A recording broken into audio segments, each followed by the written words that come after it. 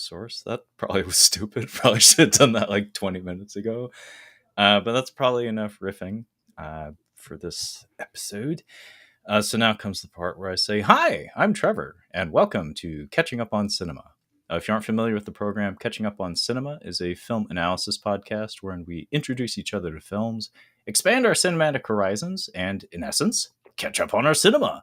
So it is the month of February 2025, more specifically, the end of February 2025, and is once again that very special time of the month wherein we do our very special Catching Up on Blu-Ray episode.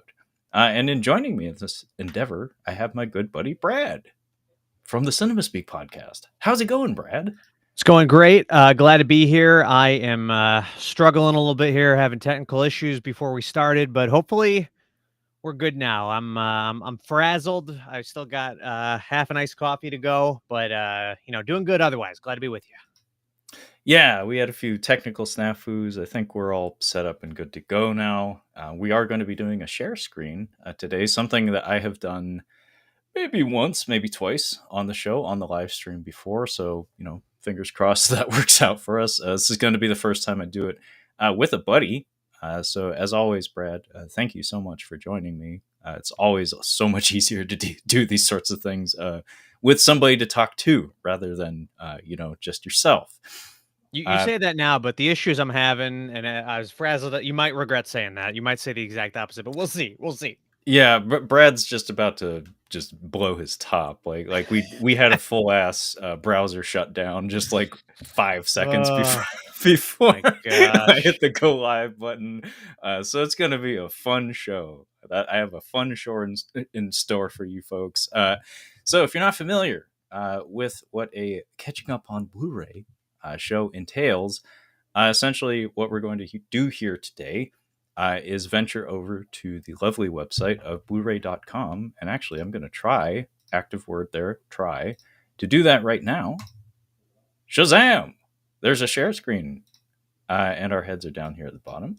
So what we're going to be doing here is perusing this here website, Blu-ray.com.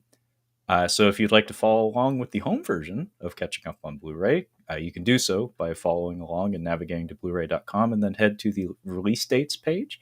And it should drop you to whatever calendar month is contemporary to the present.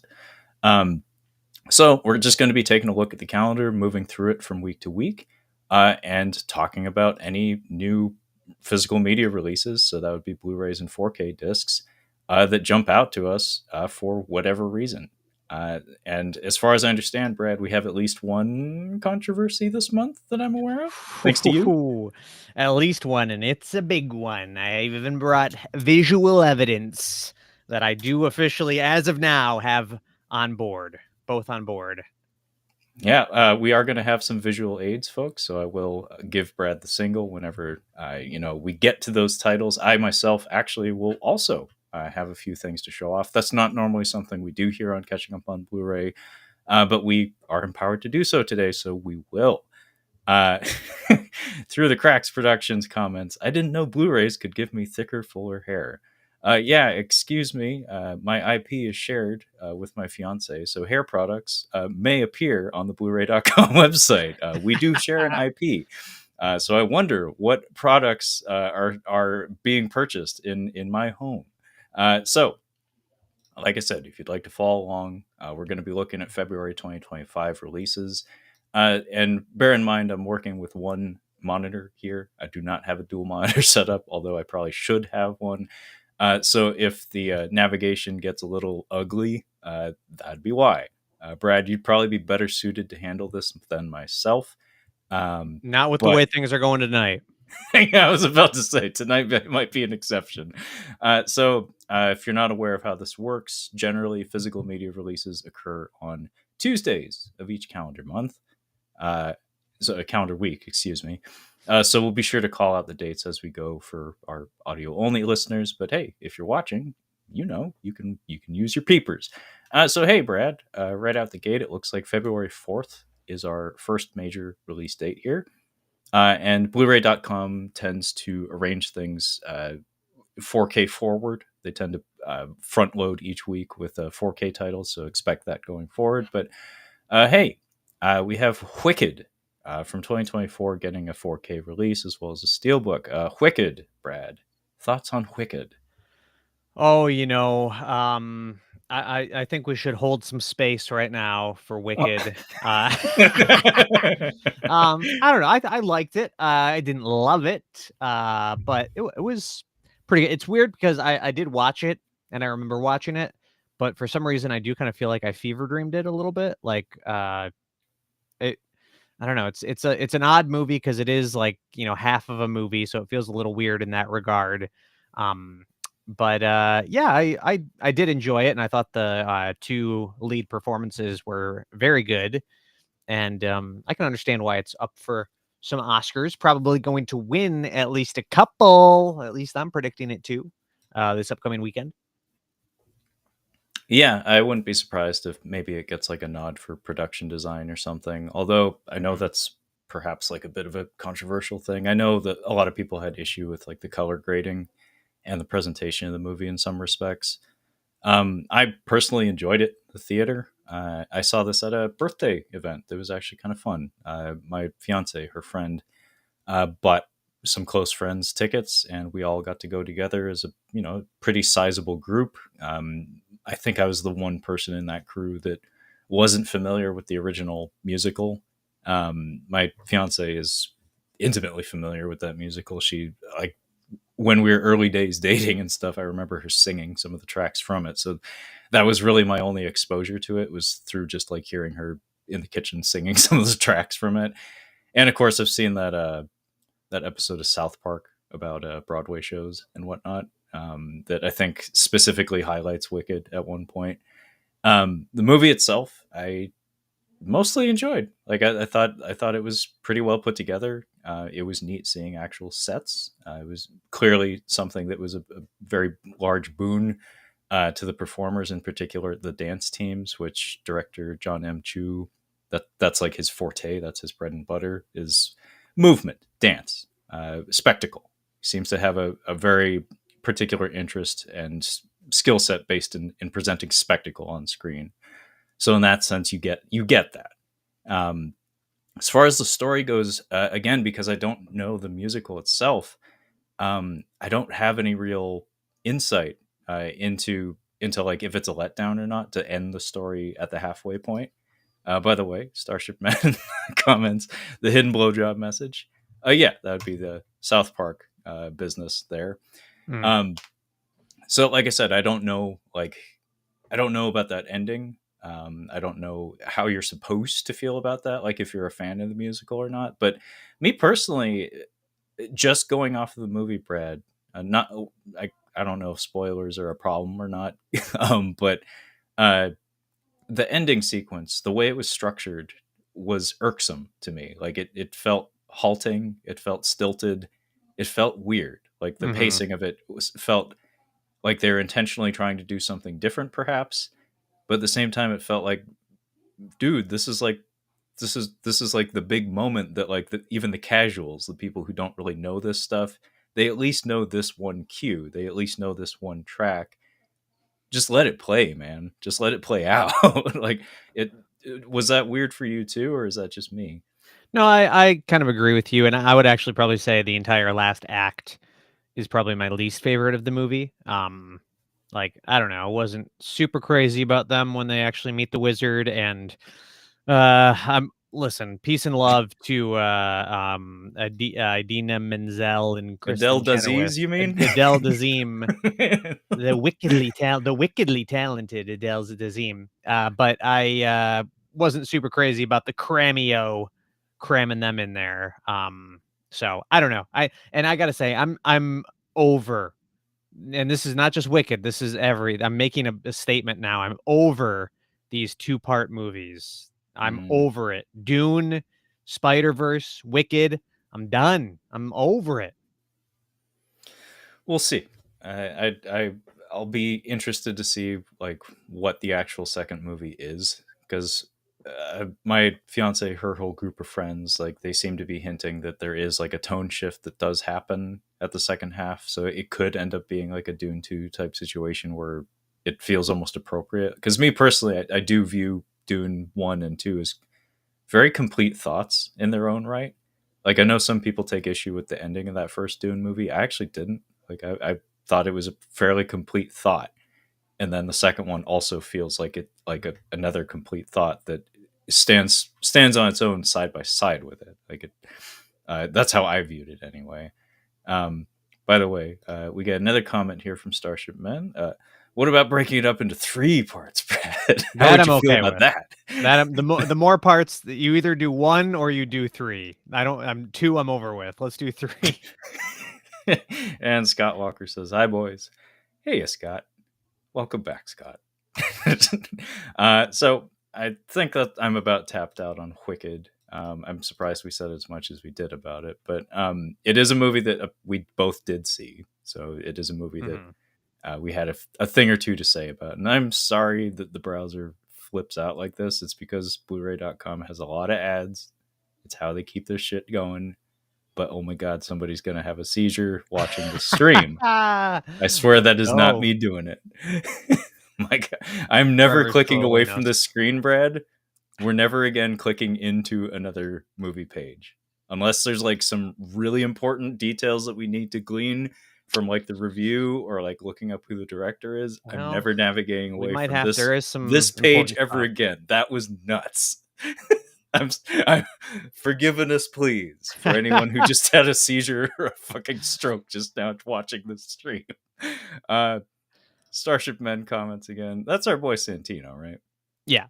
Yo, Santino, how's it? The Spider-Verse is perfect. And through the cracks, acknowledges the great Scott Walker. Scott in the house. Yo, Scott, you have fans. Don't encourage him for the love of God. So we have another disc here that I'm gonna hand off to you, Brad, because this is your house. And actually, it's timely because we have some Red Cow Discord folks in the chat here.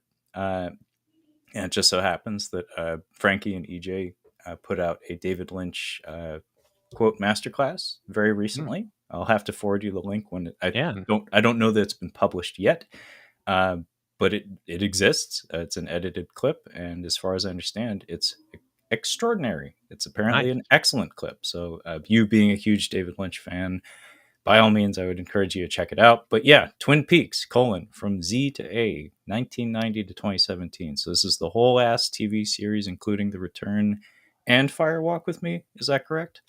I believe so. And most significantly with this one is that the pilot episode and episode 8 of The Return are in 4K. Wow. Yeah. So kind of interesting. I would say, is this supposed to be, is that for Dougie Jones? Phoenix Jones, if you're not aware, dear listeners and or viewers, is our local superhero here in Seattle.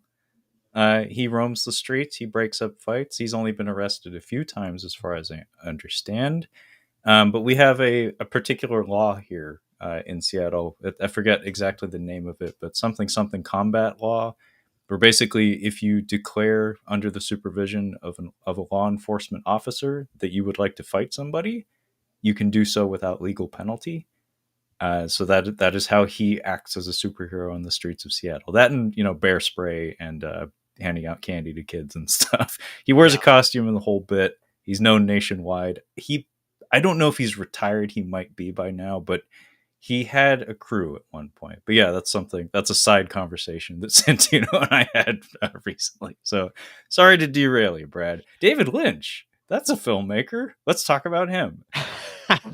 Well, my thing with this set is that as far as I know, the only new addition is the pilot in episode 8 in 4K. So I said, what? Because I already own The Return on Blu-ray twice. I have that purchased twice because I have it on its own and with the Twin Peaks complete collection. So what's it going to take for me to buy this one? And I said, probably if it drops under $50, and right now it's sitting at 55, which is dangerously close to me having to pull the trigger, even though it would literally be only to have basically 2 hours of content in 4K. But I'm a Twin Peaks super fan. I'm a David Lynch head, so I almost have to commit to it just for the bit, just to keep buying Twin Peaks over and over and over again on Blu-ray and 4K now. Yeah, I mean, the next step would be like go the multimedia route, look into laser discs, look into VHS tapes, the whole bit. Yeah, yeah. I'm sure they exist. If not in our region, then most certainly in Japan, I would imagine. I remember I sent you, Brad, a standee that they have at Scarecrow Video here in Seattle of Dougie. I think it's Dougie. He's wearing the green suit and the whole bit. Yep. I was like, man, if I didn't love Scarecrow and want it to continue to exist, I would hop the counter and steal that for you. But I appreciate that. yeah, cannot. So yeah, Twin Peaks is actually something that my regular co-host here at Catching Up on Cinema, Kyle, he's actually in the middle of watching for the first time. Oh, it only took the passing of the creator for him to pull the trigger on it. I think he tried many years ago, but he didn't actually finish it. But he's older, he's matured, and now he's loving it. So he's steadily working his way through it. He desperately wants someone to talk to about it. So I may have to put you two together, Brad, because it's been a long time since I watched it. And I still have to watch The Return. So this is actually something for me who owns no Twin Peaks media. This is actually something for me to consider, maybe even more so than you. Although I can't see a world where you don't have this on your shelf, Brad. I'll be totally honest. Yeah, I mean, at this point, I might just have a full Twin Peaks shelf on its own because I still have the DVD set. I got the Blu-ray set. I got The Return on Blu-ray. I'll have this on Blu-ray. Now, the question is, because this has 2 episodes in 4K, would you... Well, actually, I think this question doesn't matter because I think you break this rule already, Trevor. I think you're breaking this rule already. But I have my Blu-rays and 4Ks separated from one another. So would you put this in with the Blu-rays or in with the 4Ks? Whew. Given that there's only a small amount of 4K material, I think I would have it mingle with the Blu-rays. I think I would as well. But it's a question that would maybe keep me up at night and maybe cause me to say this has to drop to 45 instead of 50. That might be an extra $5 because of the confusion. Yeah, because I'm definitely going to lose sleep over it. So yeah, we all will. But the real question that unfortunately we'll never get an answer to is, what would David Lynch himself say to that particular query? Like what would his response to that be? Would he have any patience for that whatsoever? he would, or would it be a bullshit, total bullshit? He would say you should put it on your coffee table and display it in your living room. Yeah, I would have loved to have had the opportunity for somebody to have asked him that, but it is what it is. Hey, Santino, what the fuck? So let's move on. Punch Drunk Love, 4K, Criterion Collection. We have a saying here on Catching Up on Cinema: if it's part of the Criterion Collection, it's probably worth your time, even if you don't know what it is. This is actually a movie that I do know, though, and I have seen. And in fact, we may have mentioned very recently, Brad and I, because Paul Thomas Anderson, PTA, has been brought up in conversation basically every time Brad and I get together to talk about movies. Yep. So this one, though, I don't know if we've ever spotlit this one or talked about this one in particular, but we were talking about romance films last time you and I chatted on Tales from the Shelf. So this is a romance film. How do you feel about Punch Drunk Love, Brad? Well, let me tell you. I mean, I've got the Blu-ray right here, not the 4K. Oh, but I already own it on Blu-ray. Is there a disc in here? It feels empty. No, it's in there. Yeah, I'm surprised I didn't grab this one. But when we did that episode, but yeah, I love Punch Drunk Love. I don't know. I'm hesitant. I'm not as quick to upgrade certain films to 4K, especially like this. Like I bought it maybe it was like 10 years ago now, but I usually the Criterion releases I can't confirm, but usually they don't have any like added bonus features, or it's pretty much the same set just with a 4K in it. Artwork is the exact same as well, so I'm not in a huge rush to upgrade, but I think the movie is really great, and maybe my favorite Philip Seymour Hoffman performance. I absolutely love him in this movie. He is amazing. Yeah, he is fantastic in it. That phone conversation between he and Adam Sandler is like, even if you didn't have the rest of the film, like if you got that, you got gold. Yep. Like 3 minutes of absolute gold. By the way, this comment here from Hobo Film. So does Armageddon count?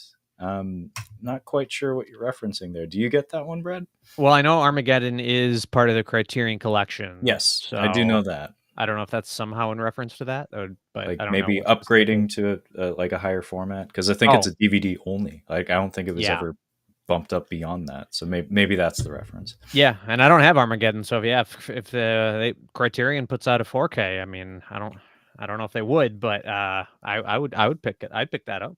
Yeah, I mean, I would too. Correct me if I'm wrong, but isn't Michael Bay, isn't The Rock also a DVD in the Criterion Collection? I I know there's wouldn't. I know there's all like a normal DVD, but I mean I could be totally off base making that assumption. It might be. It might be. Um, but yeah, I know for sure Armageddon is.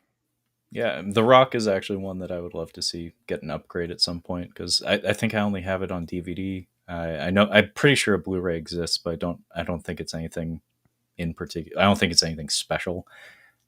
It's one of Michael Bay's better ones. That and Pain and Gain. I have a lot of fondness for Pain and Gain. I like that one a lot. Mhm. Through the Cracks Productions comments, Armageddon and The Rock are both trapped on Criterion DVD. Thank you for confirming There we that. go. Yeah, I mean, both of those films, I would imagine, would be great to be upgraded. I would love to see both of those films upgraded, because I've seen them a lot of times and I enjoy them for the most part. Not every Michael Bay movie is a straight banger or classic, but I like those ones a lot. Like the melodrama of Armageddon is it's a special brand of 90s melodrama.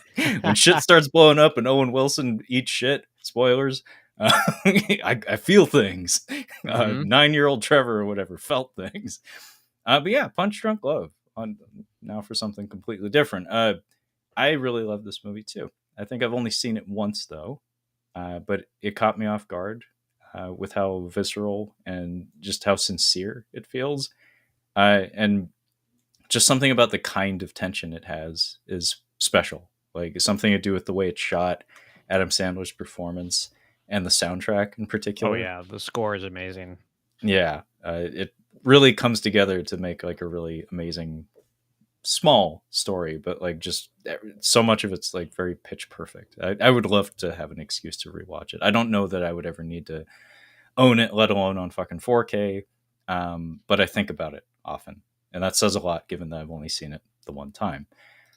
So I'm going to gloss over Blade on 4K, because that's just a steelbook, and it's worth Mhm. noting that neither Brad nor I are steelbook collectors. So we're not going to talk about everything. We're just going to talk about the things that mean something to us. And we have talked about Blade in the past. You can look that up. There's even a full ass episode on Catching Up on Cinema about it if you're interested to hear what me and my co-host thought of Blade. But moving on down, The Sacrifice, 4K from 1986. Brad, do you know this one? Because I do not. It's a Tarkovsky film, and I love Tarkovsky. I'm an expert in everything. No, I'm joking. I mean, I I do. was I I I was mean, raised on I was Tarkovsky. raised. I was watching I was Tarkovsky when born in you were Tarkovsky. you were still in diapers when I was watching Tarkovsky. No, I do. I should say I don't not love him. I mean, everything I've seen of Tarkovsky, I've loved, but I'm not familiar with this movie. But I'm sure it's visually stunning. Yeah, that's the one signature that I know of when it comes to Tarkovsky's filmography. Was it he who did Stalker? Yeah. Yeah. I believe Kyle's grandmother bought him that Blu-ray, and then he tried to watch it. And while he found the shots, like entrancing and beautiful, he just couldn't get into it that much. So I think he still owns that Blu-ray. But yeah, I think that was his one dealing with Tarkovsky. Myself have yet to dip my toes into that particular arena. So I'm sure this is a really big deal release for many people. Unfortunately, I can't count myself among them. I prefer to watch crap. That's more my wheelhouse. So similar to Blade, unless you had anything you had to say about Stanley Kubrick's The Shining, we can go ahead and gloss over that Steelbook as well. VHS Beyond, though, speaking of crap, as far as I heard, actually, this is a bit of a step up for this franchise. Am I correct in saying that? That's what I was Yeah, reading. I would say it's one of the better ones. I mean, it's still, a mixed bag. Like some of the shorts are really great, some of them are, but I like that they went with it's a more sci-fi approach with this one, which is cool. I liked the alien kind of theme. Although one little criticism is that like there's a couple, at least one short that I thought was good, but really didn't fit in with the sci-fi theme at all. And I don't know. It's the one that's directed by Justin Long, and I was like, oh, I enjoyed it while I was watching it, but looking back, is like that really didn't have anything to do with aliens. It really wasn't sci-fi. I mean, it was kind of light and comedic, so it kind of fit in with the vibe of the movie, but I'm like, is Justin Long? He's this, big Hollywood A-lister. He's hanging with Ben Affleck and Brad Pitt, and he says, I'll direct a segment for your little VHS movie, but I'm gonna do what I want to do. I'm not gonna do no aliens. So I don't know. Felt a little weird, but I thought it was a pretty good segment. Yeah, on the whole, I heard that the VHS series is not always amazing. It's I think that the fourth one at this point. Oh Maybe. no. No, It's there's a at lot more. least I think this might be 6 or 7, to be honest. Wow. Well, Yeah. point is, I heard that this one was a surprising return to form. Like this Mhm. one was appreciated more than some of the intervening VHS films, which is always neat because I'm a sucker for the anthology format in general. It just works for me. Although I haven't watched any of these, but it would be fun to have like an entry point. Maybe dedicate a Halloween or something or a weekend to ingesting these because I'm sure there's a lot of really fun segments like spread throughout them. Well, I will say, just to give a little bit of a plug, this has nothing to do with me personally. Although maybe a smidge personally, but one of my favorite podcasts is the Film Junk podcast, Mm, and one of the co-hosts on that is a director named Jay Cheel, and mhm. he did the wraparound segment for this, which was kind of cool to hear, like see him make it, like watch it, and then hear on the show him kind of talk about it. And they actually had one of the frequent guests of the podcast is actually in the movie. He's kind of like the star of the wraparound segment. He doesn't have any lines, but he's kind of like the one that it's focused on, and really cool to see. Like, not that I have really much personal connection with these guys. Like, they've read a couple of my emails on the show before, but it's neat to see, you know, hitting Hollywood, hitting the big time with the little VHS movie on Shutter. Yeah, put a pin in that. Like kind of celebrities or people who you appreciate from afar. Just that concept, because we'll come back to that at some point as we advance through the calendar here. But All right. I've heard you. I remember you bringing up Jay Cheel a few times, some of his documentaries in Mm-hmm. particular. Yeah. It sounds like a perfectly awesome guy who does some really good work. So that's really cool. Like he's on screen in the whole bit. The guest is, yeah. The So the guest. the wraparound segment is like a documentary style because Jay Cheel, he's a documentary filmmaker. So it's like a fake documentary. Okay. And it's the main, like, they're making this kind of documentary about this guy who had this alien encounter, but they don't interview him. They just interview people talking about him and the encounter. So he's on screen, but he doesn't have any lines. He's just, you see him get probed by an alien, basically. Hey, that's fun. Yeah, I'm sure Yeah. he had. I'm sure he had a blast, doing that for the Hmm. for the production. But that's a special honor, actually, being the bookend for an anthology, especially a horror anthology. Like, Hmm. because there's a grand tradition to the horror anthology. With your Crypt Keepers, or even the John Carpenter The Body Bags film, where he himself serves as our resident crypt keeper. I think in the literal sense, he's working in like a mortuary or something, Hmm. and also like Dan Aykroyd in the Twilight Zone movie and stuff. Like being the bookend guy, that's a special distinction. Like that's an Yeah. honor. Yeah. Very exciting.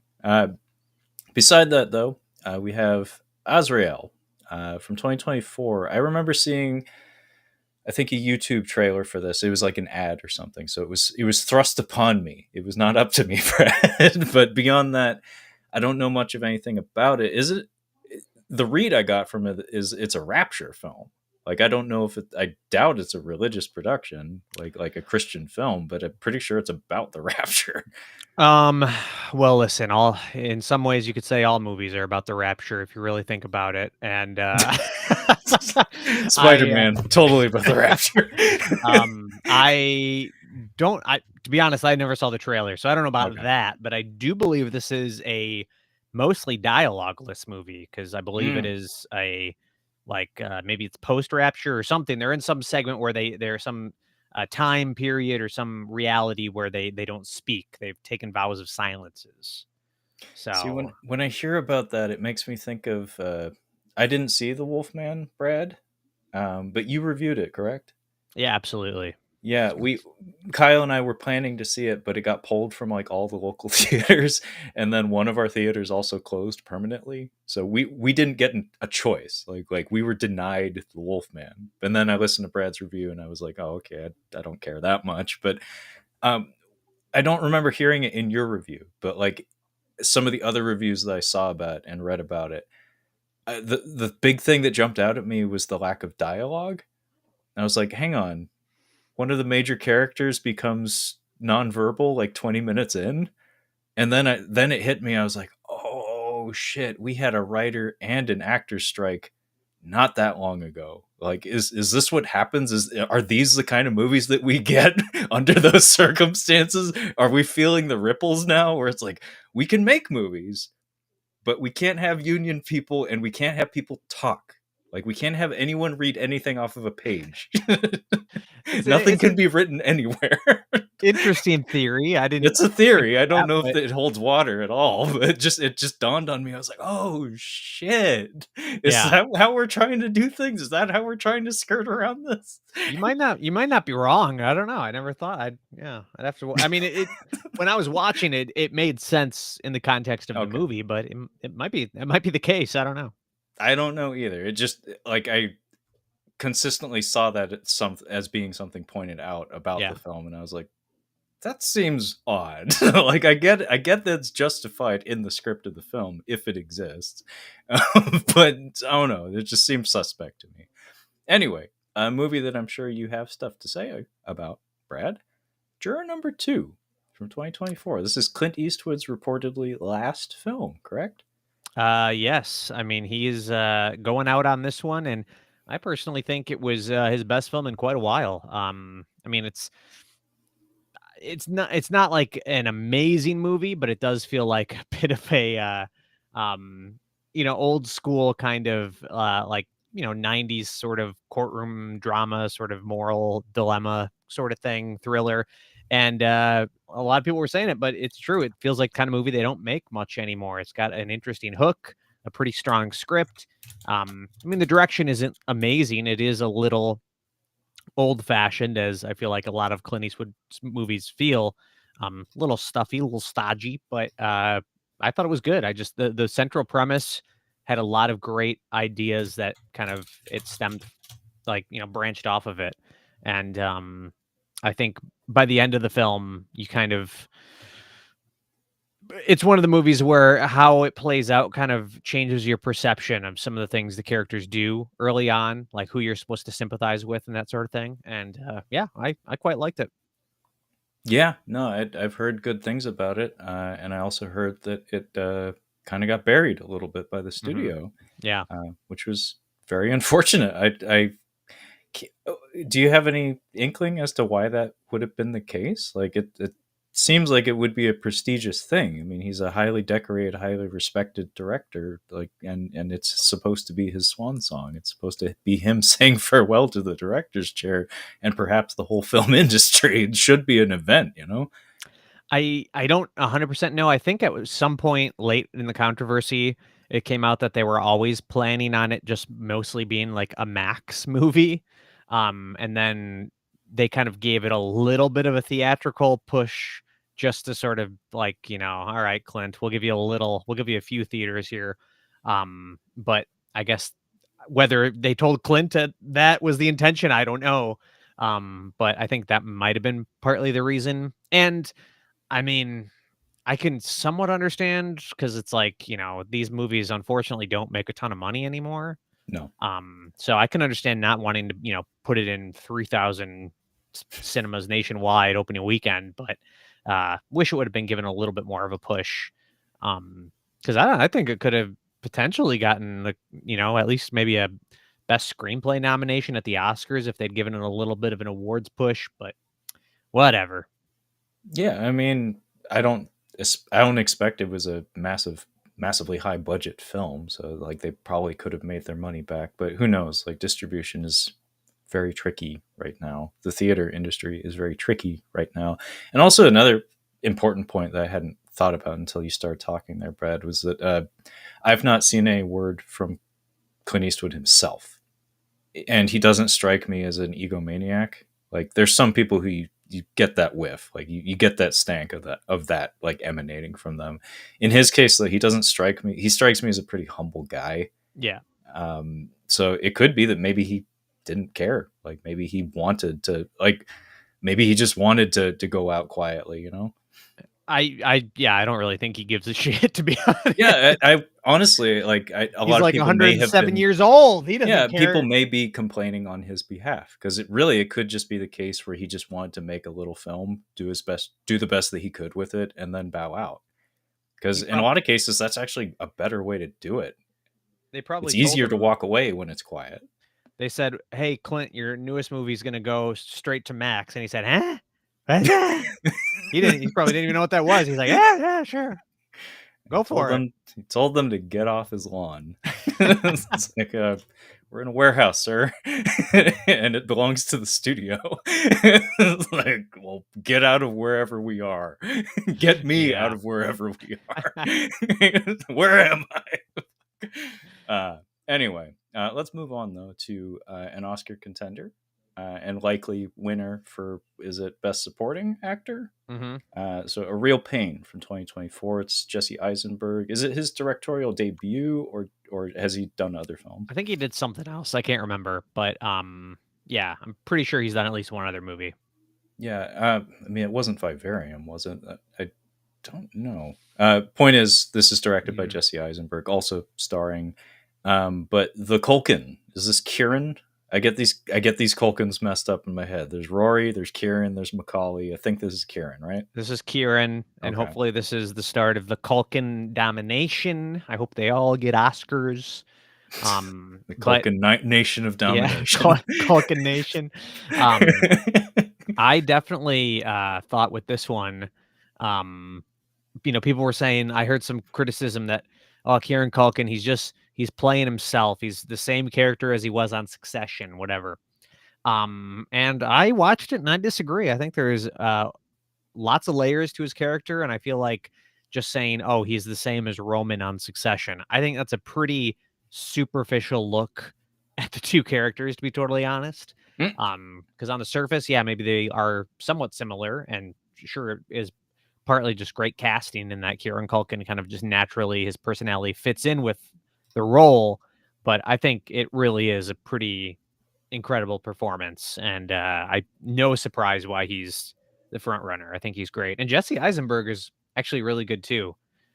He's got a pretty incredible monologue here that is great. So Yeah, I've heard this is an excellent film. It's gotten a lot of trailers for basically every theater exhibition I've gone to in the past few months, which is, maybe three, if I'm being honest. But the point is, it's gotten a decent amount of exposure. And yeah, all signs kind of point to Kieran taking home the Oscar whenever we get there. I would check this one out. I'm curious about it. It's not super on my radar, but enough so that, if it came across my desk, I wouldn't mind checking it out. I'll let you pick the next one, Brad. What is the next title that jumps out at you, sir? I can well, scroll we down if you like. We got Werewolves with Frank Grillo. Yeah. Do you know anything about that one, Brad? I'm All I curious. know is it's got Frank Grillo. Yeah, direct to video, excuse me. Hero Frank Grillo. Uh, it's gotten a lot of comedy reviews online that I've seen. Like, there's a lot of YouTubers who like trash this movie for funsies, like rake in the views and stuff for yelling at this movie, for how bad and how over the top and crazy it is. Really, honestly, the only reason why I was ever aware of it prior to all that nonsense was I think Alec Gillis worked on it. They recruited him. Is that a name that's familiar to you, Brad? No, I don't think so. Alec Gillis, along with Tom Woodruff Jr., they were kind of the two main like understudies of Stan Winston. So they are makeup, prosthetics, and animatronic aces. Like that's their wheelhouse. They do that. They do monsters for the most part. And apparently they got him to work on this. The same man that I think did Pumpkinhead and Aliens and many and Leviathan and many other classic Stan Winston style monster films. He broke off from Stan Winston at a certain point, but they got him, and they had very little money and time, as far as I understand. So the results are not on the level of, say, a Pumpkinhead or a Alien Queen or something like that, let alone a Predator. But yeah, this movie looks terrible. All that to say, this movie looks terrible. But I'll move us right along. I'm gonna keep scrolling until you tell me to stop. I'll just stop you. This is really the last one I have this week. Okay. If you go back up, Oh Canada. Okay. Which, of course, I've got my Tim Hortons here in honor of the release of Oh Canada. Hey, nice. Which is Paul Schrader's latest film. Our boy Paul Schrader, he's back, and this one is getting not as much buzz as a lot of his movies recently. But it's got Richard Gere and Jacob Elordi, Hollywood's hot young thing, Jacob Elordi, and they can't get enough of this guy. And they play the same character, older and younger versions of the same character. I don't totally know much of what it's about, but I would like to watch this because I generally like Paul Schrader. He made the greatest film of 2018 with First Reformed. And I think his returns have maybe been slightly diminishing ever since, but he hasn't made anything bad in quite a while. So I will hopefully at some point check this one out. Didn't get around to it for my like end of the year stuff, but I didn't really hear anybody saying that high of praise for it, so I wasn't in that much of a rush. Yeah, this is why I enjoy doing this with you, Brad, is because I would have completely glossed over that one. But Paul Schrader, for you, I know is a really big deal. Every chance we get, we like to take a pit stop and talk about Schrader up. And yeah, I need to see First Reform. That's Ethan Hawke, right? Yes. Yeah, you've talked about it before. It sounds excellent. I really do need to check that one out. By the way, I'll scroll back up for just 1 second. I have not seen it, but I think you may have done a micro review on it for Cinema Speak. Sick is getting a 4K release. That's from 2022. Really, the only reason I'm drawing attention to it is because it's from director John Hyams, who I believe is the son of Peter Hyams. The Hyamses are noteworthy filmmakers in their own right. Kind of known for working with Jean-Claude Van Damme, actually, among many other things. Peter Hyams, in particular, did a lot of work in like the sci-fi genre. It was kind of a big deal there. Did a lot of big movies. It's hard to come up with like a singular like strong like signature film for him. But John Hyams has done some amazing collaborations with Jean-Claude Van Damme and my boy Scott Adkins. In this movie, his name attached to it was really the only reason I had any interest in it. It's because I've seen him do good work before. The novelty factor associated with this one, like the concept, I thought was neat. But I seem to remember you and maybe some other people saying it, the execution just wasn't quite there. Yeah, I remember. I don't remember much about it, but I remember not Exactly. being crazy about it. Yeah, Um, in short, folks, like if you're not aware, it's a COVID-19 quarantine slasher. So it actually acknowledges the pandemic and actually takes place in the midst of it when people were sheltering in place, and it's a slasher movie, isn't it? yes, and I think if I remember, like my criticism was that it was like overly simple. Like it was Uh, just, especially because I think Kevin Williamson wrote it, wow, that's a get. and yeah, I don't know if he was the sole writer on it or not, but anyway, I don't remember what I disliked about it, but I gave it a 2 out of 5. So that's all I can say. Wow. Do me a favor, Brad. You want to help me out trying to look something up? Sure. Because mentioning this just now, the COVID-19 quarantine, and also the Michael Bay talk at the top of this episode. What was the movie? I think Michael Bay or someone in his under his production banner made a quarantine movie where it's about a courier or something in like a Oh yeah, post-apocalypse. it was What was that?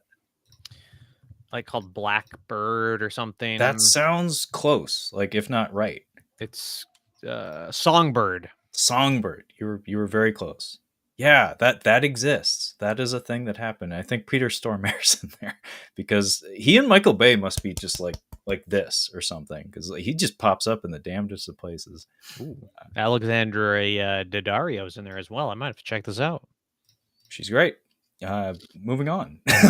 So let's move on to next week. And it looks like our next proper release date occurs here on February 11th. And again, right out the gate, we have our 4K titles. And we have at least two John Carpenter films getting 4K releases this week in the form of Vampires and Ghosts of Mars from 1998 and 2001, respectively. Brad, have you seen Vampires and or Ghosts of Mars? I have seen Vampires. I like it. I didn't love it. Have not seen Ghosts of Mars. I've heard that one's quite bad. But you know, with it being John Carpenter, of course, I'm still interested. And yeah, I mean, it's I think actually I own Vampires on Blu-ray already. Oh, Um, really? yeah, because I think Scream Factory put it out on Blu-ray. Um, yes, I have it here. Which I much prefer the theatrical artwork than this one. So that's one reason to upgrade. Um, Yeah, that was their house style there for a second. I forget the name of the artist, but that was kind of Scream Factory's signature there for a minute. yeah, and I mean, it's they give you the reversible artwork always on those, so it's okay. But you know, with the slipcover and stuff, I just prefer the theatrical. Looks a lot cleaner. Well, Um, nostalgia factor too. I remember this cover on the yeah, VHS, like in the aisle at the grocery store, walking down the aisles and stuff. yeah, yeah. And yeah, this was James Woods. James Woods is the lead, Woods, right? Woods. yeah, and Uh, the other Baldwin, of Daniel Baldwin, Coke Bloat Baldwin. great cast, great Yeah, cast. great Coke Bloat Baldwin. Yeah, and It, Laura Palmer. Don't forget Laura Palmer's oh in there. yeah, yep, that's right. Yep. Not the actress's name. I actually forget her name, but it's the actress who portrays Laura Palmer from Twin Peaks. hmm but yeah, probably won't pick this one up, but I would like to revisit it. I've long wanted to do a John Carpenter kind of like complete career watch through because I've seen most of his movies, but not all. And there's a couple that you would be absolutely shocked that I haven't seen. Um I don't think I would be shocked. I'm probably Shocked, I say. I know you've seen The Thing. Yes. Have you seen Big Trouble in Little China though? That's the real. I have seen that Okay. one. Okay, so you're good in my book. Okay. Like really, you're good in my book after those two. Like even Halloween, it's like I could forgive that. That's like, whatever. But Big Trouble in Little China and The Thing, if you haven't seen those, we got words. We're Yeah. gonna have to have words. But Big Trouble in Little China, it's been a while. I need to that's I don't think I've watched that since my college days. So I might need I'm to give that one another poke. I am really curious how my fiance would react to that one. She likes plot. She likes things that make sense, and that movie don't make sense. It aggressively doesn't make sense. It aggressively blows right past you and says, fucking keep up, son. Like, that's Yeah. kind of the point of it, actually, is like Kurt Russell's the fault. He's the character you're supposed to be in the shoes of, and he doesn't understand what anything is, and nor do you, because nobody actually explains it to you. So it's a roller coaster. Just strap in and let it take you. Yeah, I think my fiance would probably give it about 15 minutes and then say, "All right, I'm gonna go do something else." All right, see ya. Well, but she'd probably be into it, like when was it Victor Wong, when he's got lightning bolts in his hands, like the studio mandated lightning bolts in his hands, just to make sure like people don't leave the theater from minute one, from like scene one, like the scene that's only there to instill in the viewer the sense that perhaps Kurt Russell is the protagonist of this film, perhaps from a certain point of view. I don't think that's really a selling point for her, but well, maybe the soundtrack will win her over, because it does maybe. open with a fucking banger. Like Yeah. that track that plays over Kurt Russell driving that big rig is pretty pimp. Yeah. The soundtrack in general. Also, look up the music video of John Carpenter and his friends playing the theme song for the movie. It's a special piece of media. Like, really, go out of your way, look it up. But Vampires, I remember, like, I've probably seen the like opening portions of it several times, and I don't know that I ever got to the end of it, because I feel like it just lost so much momentum. Like, Yeah. when they first go vampire hunting and you see how they do it, I remember being really into that. But then once Laura Palmer shows up and our antagonist is introduced, our antagonist who really doesn't hold your interest very much, I just remember having a lot of difficulty engaging in it and just found it very easy to walk away from. So I don't think I've ever actually finished that one. And actually, probably the same deal with Ghosts of Mars. I think I had that on in the background at like 3 a.m. when I was drawing, in 2001 or something. It was probably on Sci-Fi Channel or some shit, and I would just look up when I'd hear gunfire and then be utterly disinterested, because it is a very, very poorly made film in almost every respect, and also not scored by Carpenter himself. I forget the name of the band who did the score in his stead, but it was like a new metal band that was contemporary to 2001, which I get it. He probably liked the music, but I didn't. that was just me, though. But yeah, both of these movies, it's like these are like, we're putting them out because we know you degenerates are going to buy it. Like, there's so many Carpenter completionists out there. Shout and Scream Factory is built on the back of Carpenter for the most part. So of course they're going to put out everything he's ever done on 4K, even if they do a shit job of it, which I actually don't know if these are good or bad discs. I haven't looked into it. Yeah, I haven't either. Yeah. And I'm not a Carpenter completionist, although, like you, at least viewing all of his movies is a project that seems very doable and something I would love to pursue. Prince of Darkness is like the big one for me that I haven't seen that I really want to.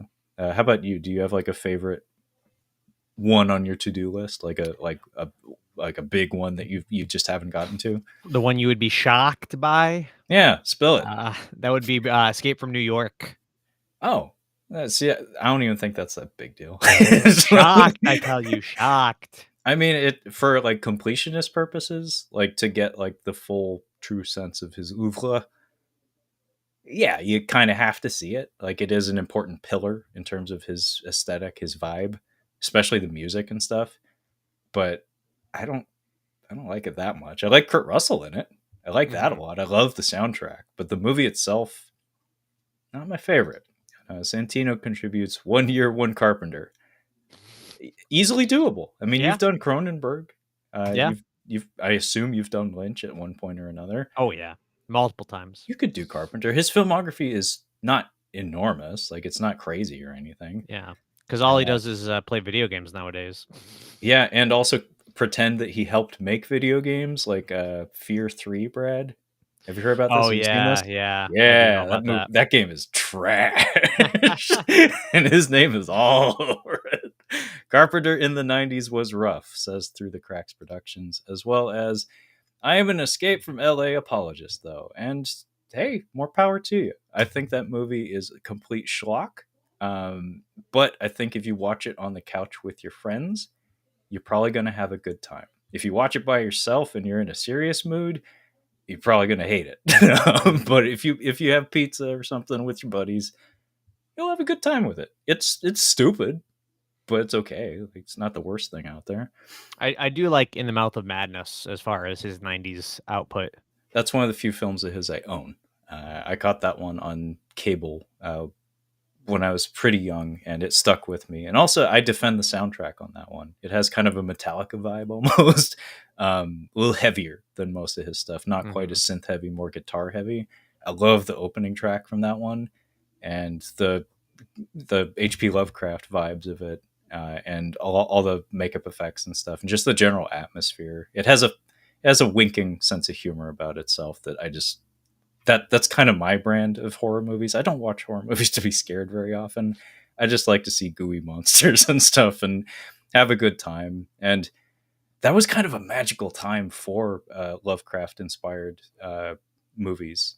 There were a lot of them, Brad. In fact, I would love to do a month dedicated to them if I could get Kyle on board with that, because he's read actually a lot of Lovecraft's, like a lot of his novels and short stories. He has a few collections of them. He lent them to me. Actually, no, he bought me one of them at one point. Lovecraftober, Something like that. I mean, well, because like I say, I'm trying to compile in my head like a short list. There was an HBO direct to HBO movie from the '90s with Fred Ward, that it was like a noir detective film. I forget the name of it. There's a Dagon from, I think it may be like Brian Usna or Stuart Gordon, one of those folks. And Necronomicon also is an anthology. It's a Lovecraftian anthology. These are all movies that were just like on the Sci-Fi Channel at obscene hours of the night that I remember watching a lot when I was young, and they're kind of special to me. Like Stuart Gordon and Brian Usna, From Beyond also is another based directly on a Lovecraftian text movie from a similar era, maybe earlier than the aforementioned. But the two of them, Stuart Gordon and Brian Usna, did a lot of work based on Lovecraft, and I enjoy all of those movies. Like they all have warts for sure. Like they're not perfect films by any means, but they just have an element of fun to them that I really enjoy. Through the Cracks contributes. Someone said that Sam Neill is about our only cosmic horror actor between Event Horizon, In the Mouth of Madness, and Possession. It's a good point. I mean, I can't think of many actors who have that dense of a filmography when it comes to that particular subgenre. So yeah, he holds the title. So we gotta get Goldberg in here to spear him and take it off his hands or something. Moving on though, Pretty in Pink is getting a 4K from 1986. That is John Hughes, correct? Yeah, I don't think I've ever seen this one, but I will say I love the Psychedelic Furs song, which I forget if it was done for the movie or if the title is taken from the song. I can't remember, but that song is a banger. Yeah, I don't think I know the song, but I've not seen Pretty in Pink. I have seen 16 Candles though, and the timing on this is apt, being as there is a Brat Pack documentary coming out very soon, I believe. I believe there's also rumors of a St. Elmo's Fire sequel. Demi Moore was asked about it in recent interviews, and St. Elmo's Fire, if you don't know, folks at home, is a shit film. I mean, it's not shit. It's just not good. Like it's well intentioned. It's well intentioned, but just everything about it is just wrong. It's a Joel Schumacher, but it has a lot of Brat Pack actors in it, and Demi Moore is in there. And it's a guilty pleasure film for my regular co-host, Kyle. So we reviewed that one for Catching Up on Cinema pretty early in like early days in the podcast. And we both through Kyle, we both have this like love-hate relationship with it. So the prospect of like a decades down the line sequel to it, it's like, that sounds terrible. Give it to me. It's kind of like Boondock Saints.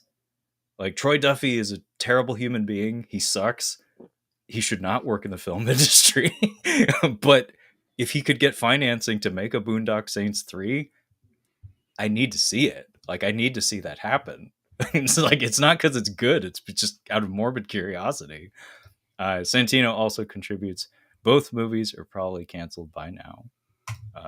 Not sure which movies he's referring to there, but The Nice Guys, Brad, on 4K.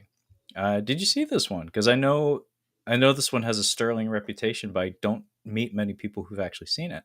Oh, The Nice Guys rocks. It does. It does Absolutely. rock. It's so good. I think it was Yeah. on my top 10 list of that year.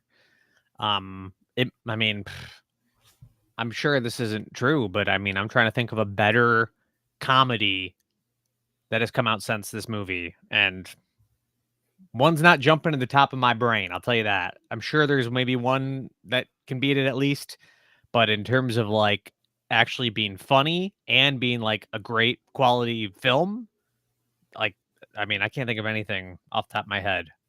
Because it's great. Ryan Gosling is hilarious in it, and yeah, I love this movie.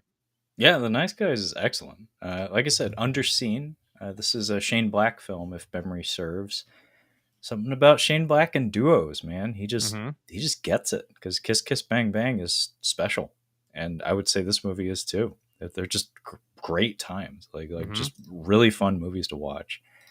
But moving on, I'm gonna slowly scroll through, and do you have any on this row that you would like to comment about, Brad? I have nothing to say about either of them, but Alice, Sweet Alice, and Galaxy of Terror, both movies I bought the Blu-rays of and still have not watched. Now getting upgraded to 4K, so that's great. Great to know. Shit timing. Sorry. Yeah.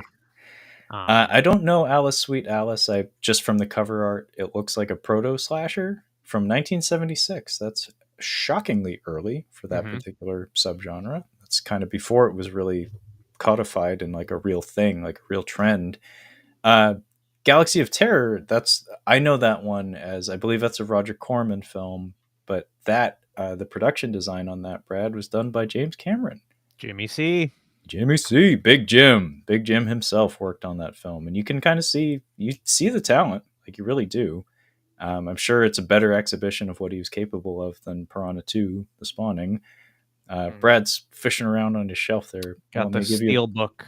Let me give you a visual aid. Which is actually dented. I don't know if you can tell; it's kind of dented there. But don't tell anyone. Yeah, they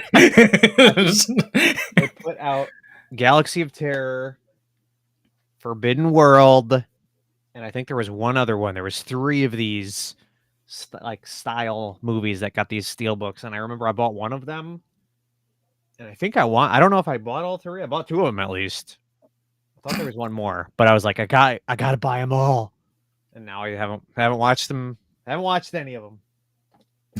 I'm looking at your shelf right now, Brad. I'm snooping on your shelf. And last time we talked about romantic films, and I see that you have is that the Arrow, the Fly box? No, Scream Factory box of the Fly films. I would actually call Cronenberg's Fly a pretty decent romance in some respects, like a tragic romance, but very, very sincere, especially considering the actors were a pair at the time. Like, they were a thing. Tragomance. Through the Cracks contributes. I saw The Nice Guys at a pizza party that was thrown at the base library. I was the only person in attendance. Well, good for you. You got to see a good movie, and you got pizza. I mean, you made good choices that night. Yeah, if they were planning on more people and you were the only one there, did you get to like take home a whole pie? That sounds. I know nice. That is the best feeling, Brad. I did that at a wedding a few years back, where I hung out till the end. I stuck in there and I got all the antipasto, like 2 fucking Tupperwares of it, pounds of cured meats and olives, just because I hung around to the end. Santino contributed, by the way. Can't wait to watch those on the Wheel Pick. If you're not familiar, Brad's podcast, the Cinema Speak podcast, he does a little something. What do you call your wheel again, Brad? Well, the segment is Movie Roulette. There you go. So the Movie Roulette is a regular segment on Brad's weekly podcast, wherein he has a number of distributor labels, so like Blu-ray labels and stuff, on a wheel. You spin it, and you get saddled with whatever the fuck movie he ends up pulling for you. Hey, there's the wheel. I'll give you a visual aid there.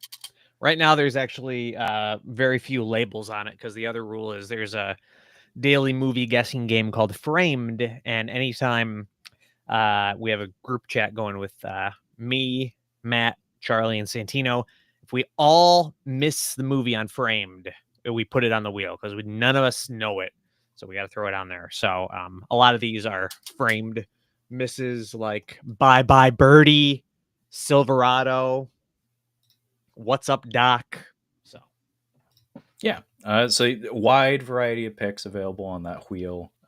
You never know what you're gonna get, and it's a fun little thing you came up with there, Brad. You're really good at coming up with games and shit. I always appreciate the novelty factor on your show. thank you. Yeah. By the way, we have a fun comment here that is a nice segue. Through the Cracks contributes, oh hey, Feel a Day is getting a release. Nightmare Fuel and also Weirdly Horny. The Germans make strange animation. That is correct. I don't have any experience with German animation, but yeah, Feel a Day from 1994 is a German animated film. It's getting a 4K release from Deaf Crocodile Films. The only way I know about this film, Brad, is through a YouTuber by the name of Brandon Tenold. He's a Canuck. He's a Canadian fella who reviews mostly monster movies. Like he made his livings doing Godzilla movie reviews back in the day, and he's just kind of continued to ply his trade. And these days, he does a lot of schlock cinema, a lot of B movies and stuff. And he's really good at it. He's just a funny guy. Seems to be a decent musician on top of that. But yeah, he reviewed this, I believe. Do you know him personally at all? Like, is this I do personal not. connection? Okay. I was gonna say you should reach out to him if he's a Canuck, like you say. We should do a Tim Hortons beverage tier ranking video sometime. Yeah, I mean, shit. I don't know how well he responds to shout outs or like call outs or whatever, but why the fuck not? Why not? Like, actually, that's been like a life goal of mine as of late. Why the fuck not? Say that more often. Just True. do stuff. Just like yell at people. Just say, hey, want to do something? See what happens. Roll the dice. By the way, what was I going to say? Oh yeah, another film that he reviewed, I think, is on the release date calendar. If not for this month, then for next month. It's The Carpenter, I think, is getting a Vinegar Syndrome release. He reviewed that a while ago, actually. So before the physical media release and stuff. So that the timing on that is fun. By the way, Santino also says, does Weird Al have a song about taking pizza home from a party? And also mostly frame misses. Does Weird Al have a song about taking pizza home from a party, Brad? Not to my knowledge, but I could be wrong. I'm not a Weird Al completionist, so. Yeah, by the way, I tried to watch the English dub with Carrie Elwes as the lead, and it was so awful. I found the German version with subtitles. Carrie Elwes does not strike me as a voice actor, being as his accent is just not something that man should ever try to wrangle. Like, just don't do it, sir. I mean, I brought this up to you. I think he barely strikes me as an actor. He's very handsome. Like he's nice to look at. Like he's aesthetically pleasing, and he's charming in that kind of just like affable way where it's just like you're just like that. Like I don't know if that's acting. I think you're just that way. Yeah. His best performance, Brad, is probably Liar Liar, doing the claw. He did tap into something kind of special in terms of comedic value in him doing the claw. Like just the cringe factor is like he knew what to do. He understood the assignment. All right. Yeah, Santino also says, I meant he does have a song. Oh, apparently Weird Al does have a song about taking home pizza from a party. Okay. I'm seeing Weird Al this summer in concert, so I'll have to check that one out. Wow, that's cool. Yeah. That's exciting. Okay, so let's move right along. I don't have anything against Weird Al, by the way. I'm just moving us along. This guy hates Weird Al. No, I used to listen to a lot of Weird Al. For fuck's sake, he's on the Transformers the movie soundtrack, Brad. Dare to be stupid. All right, let's keep it moving. And my brother had the food album. Listen to that shit all the time. I stole that CD from him all the time. Okay, so I'll stop for just a second. Point out the Bubblegum Crisis is getting a Blu-ray release. I think it's actually a re-release because I actually already have this one. I'll have to look into what's actually on those discs. That's like a large anime OVA series that kind of working on collecting. Like the release schedule for it's been very stilted. It exists mostly on DVD in our region anyway. Also, the Sailor Moon 3 movie collection is getting a Blu-ray release. You ever touched the world of Sailor Moon, Brad? I have not touched it. I have not smelt it. I have not seen it. I have not heard it. Every sense you can imagine, I have not participated in with it. Okay, well, I have a cousin. I have a younger cousin. She was all about it when we were kids. So like through osmosis, just like kind of like being in the room for all that stuff. Like I got some residual exposure to Sailor Moon. I didn't even know there were 3 movies. I knew there were a lot of video games though. I remember, actually, I think one of them on the Super Famicom, the Japanese Super Nintendo. I think that actually might have a spot at Evo. Do you know what that is, Brad? Mm-mm. Evo is like the fighting video game tournament. It's like the biggest one annually. So we're getting some chatter in the comments here. That I'm gonna pause because apparently I'm missing some gold here. So Yeah. I'll get us up to speed. Santino says "A Complicated Song," by the way, is the name of the Weird Al song about taking home pizza from a party. Bubblegum Crisis is also on his watch list. And Through the Cracks also contributes Bubblegum Crisis. Ton of inspiration from a personal favorite flick, Streets of Fire. Yeah, that's a fun one. That's a musical from the 1980s. I actually forget the name of the director on that one, but that's long been on my to-do list. A lot of, from what I understand, a lot of beat 'em ups, a lot of beat 'em up like side scroller, like belt scroller arcade games from that era, from the 80s, were inspired at least aesthetically by that and the Warriors. 1 year, 1 year, 1 moon, says Santino. If you don't get the gag, folks, Santino is a personal friend of Brad's. He appears often on his show, especially whenever they're talking about superhero cinema, being as Santino is his resident comic book guy. We all have one. I'm what you'd call a nerd ambassador.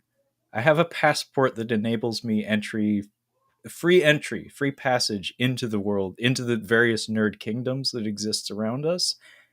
But I also come home. Not every nerd comes home. Like, I have dual citizenship. I can exist in both places. I don't know if Santino has that. I hope he does, for his sake, for everyone's sake. But Santino did something insane a few years ago. He declared One Piece 1 year, or as I like to phrase it, One Piece 1 year, which is what I yell at One Piece cosplayers, and they get very confused, but I laugh and laugh and laugh. So what Santino did, which is truly astounding and insane, is he watched all of One Piece, which is like 1,300 episodes or some shit of television, Mm-hmm. plus like 10 movies or something, probably some TV specials or some shit as well. And oh yeah, the show is still running. And Santino knocked it out in 365 days. Less than that. Not even. I think he like finished it like before December even started or something. Jeez. Fuck Robert Downey Jr. saying I'm Iron Man. Santino, you are the Iron Man. That is insanity. Yeah. How? I don't understand. That math don't math. One of us. Says the freak himself, Santino. Not calling you a freak. It's a reference to a movie. So where does that leave us? Oh yeah, Blu-rays. So I'm gonna keep on moving us, Brad. It looks like we have a 4K here. Trapped Ashes from 2006. Sean S. Cunningham, Joe Dante, Ken Russell. I'm guessing that's a documentary? Because those are all directors I just cited. I'm not familiar, but that would be my guess, I guess. I mean, those are some big name directors. I'll read a summary here. I'm not going to navigate away, but I'm doing so via a different tab. 7 strangers on a Hollywood movie tour are trapped inside an infamous house of horror and forced to tell their most terrifying stories to get out alive. Whoa, Brad! Holy shit! The talent involved in this film has me intrigued. I hope you're looking into it because we have Sean S. Cunningham, who, if you don't know, is the Friday the 13th guy. Joe Dante, who is, of course, an avid podcaster, but also a fantastic director in his own right. Ken Russell, who does some really heady psychedelic shit. He does some wild fucking movies. And composer Kenji Kawai, who is a Japanese composer who works a lot in Chinese cinema, but also in Japanese cinema. He composed fucking Ghost in the Shell and the Ip Man films and many, many, many other films that I love. Kenji Kawai is actually, we talked about him when we spotlit composers on one of our previous episodes, Brad. He's a personal favorite of mine. And on top of that, Dick Miller's in there. Mm-hmm. Everybody, that guy, Dick Miller, he's in there. And everybody's favorite, the suave John Saxon. Who knows what kind of toupee he's wearing in that film, baby? He's wearing one. He's wearing a piece, baby. Those eyebrows in that piece. Ain't nothing sexier than that. We love John Saxon. He's great. So yeah, that movie, I never heard of that before. Yeah, I hadn't either. Deaf Crocodile Films getting a fucking 4K from 2006. What in the fuck is this? I mean, I was just talking about anthologies. Here's one that I never heard of. Yeah, I'm surprised I'd never heard of it either. This might be a good time, just real quick, because we can keep moving, but just want to mention I'm reading through my Friday the 13th complete history book. I forget the title of it, but worth mentioning that Sean S. Cunningham became a producer in the later part of the series. He brought it back to make some money, and he produced Jason Goes to Hell, and he encouraged the director to try and shoot the movie in 22 frames per second because he said actors moved too slowly. And apparently it was I had no idea. And the book really doesn't get too much into it. I want to know more about it, but apparently it was a huge cluster. Yeah, he seems like that kind of guy. He seems like I can't snap, but like one of those guys. Like, we gotta go. Mm-hmm. He probably hits the coffee pot like 5 times a day or something. Like, he seems like that kind of guy. Like, get shit done kind of guy. Seems like a pretty small fella too. Like, he's a little guy, yeah. but big voice, big ego. Yeah.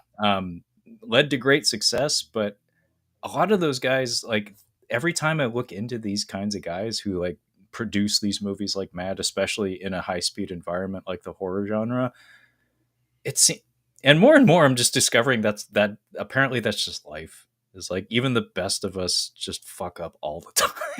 It's just like everybody's just falling on their ass, falling face first on the pavement, and you just tuck and roll, and then eventually you get up on your feet, and you'll trip again, you'll tuck and roll again, and like that's just life apparently. Like nobody has a perfect batting average. Nobody bats 1,000. Because like Charles Band, that was his story too. He severely fucked up. He went bankrupt. He completely fucked himself over so many times. Completely fucked over everyone around him so many times. He's still going. He's still doing stuff. Sean S. Cunningham, I wouldn't be surprised if it's the same fucking thing. And also the fact that Jason Goes to Hell got made, I think tells you a lot about his character. Because I'm sure you're not there in the book yet, right? Oh, I've just finished the Jason Goes to Hell chapter. Yeah. Okay. Well, him appointing that kid as director. He was friends with his son. Yeah. How the fuck do you do that? Yeah. I mean, literally all that came down to, I think, was I want this to happen. It needs to happen now. I don't want to do it. It's like, you make me a film. Oh shit. I love this stuff. I love these stories. Is it called Crystal Lake Memories, by the way? That's it. Yep. Yeah. I have the documentary. And I haven't read the book, but I would love to. I love that kind of stuff.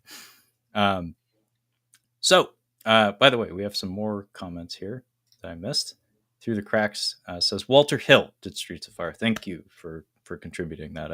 His name escaped me at the moment. Nearly everything the man directed is worth your time. I agree. He just has, when it comes to like lean and mean taut thrillers, just has a brilliant sense for it. along with Extreme Prejudice. Got it right here, bud. I got the Vestron Blu-ray.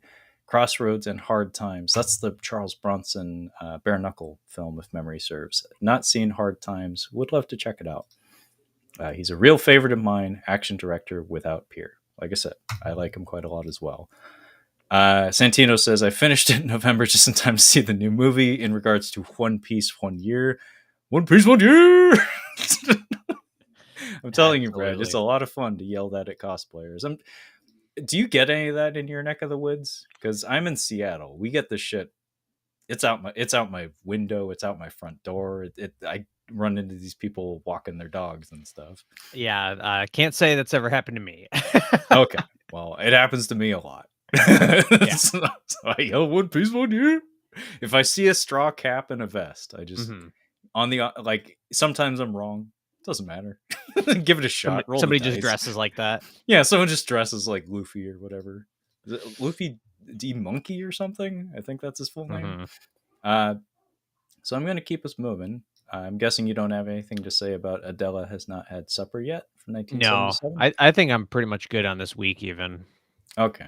Well, I'll just point out we have Pinocchio 964, which is a Japanese film. It's like a cyberpunk film as far as I understand. His name escapes me, but Tetsuo, the guy who directed Tetsuo and the Tetsuo films.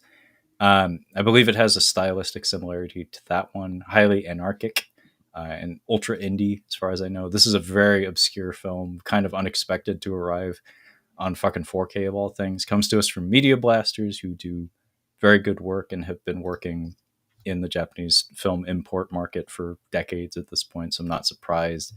I'll just go ahead and read the plot summary because it's worth reading aloud in a public space.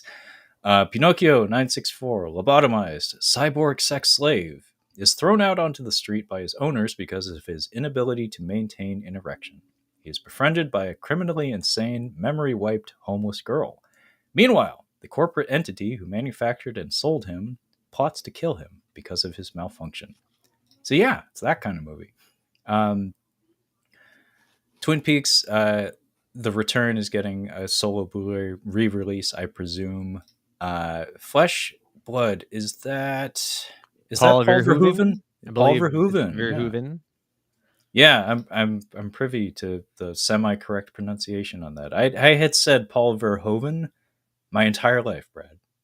But my fiance is of Dutch heritage, and I was corrected. Paul Verhoeven is how I was told to say that one.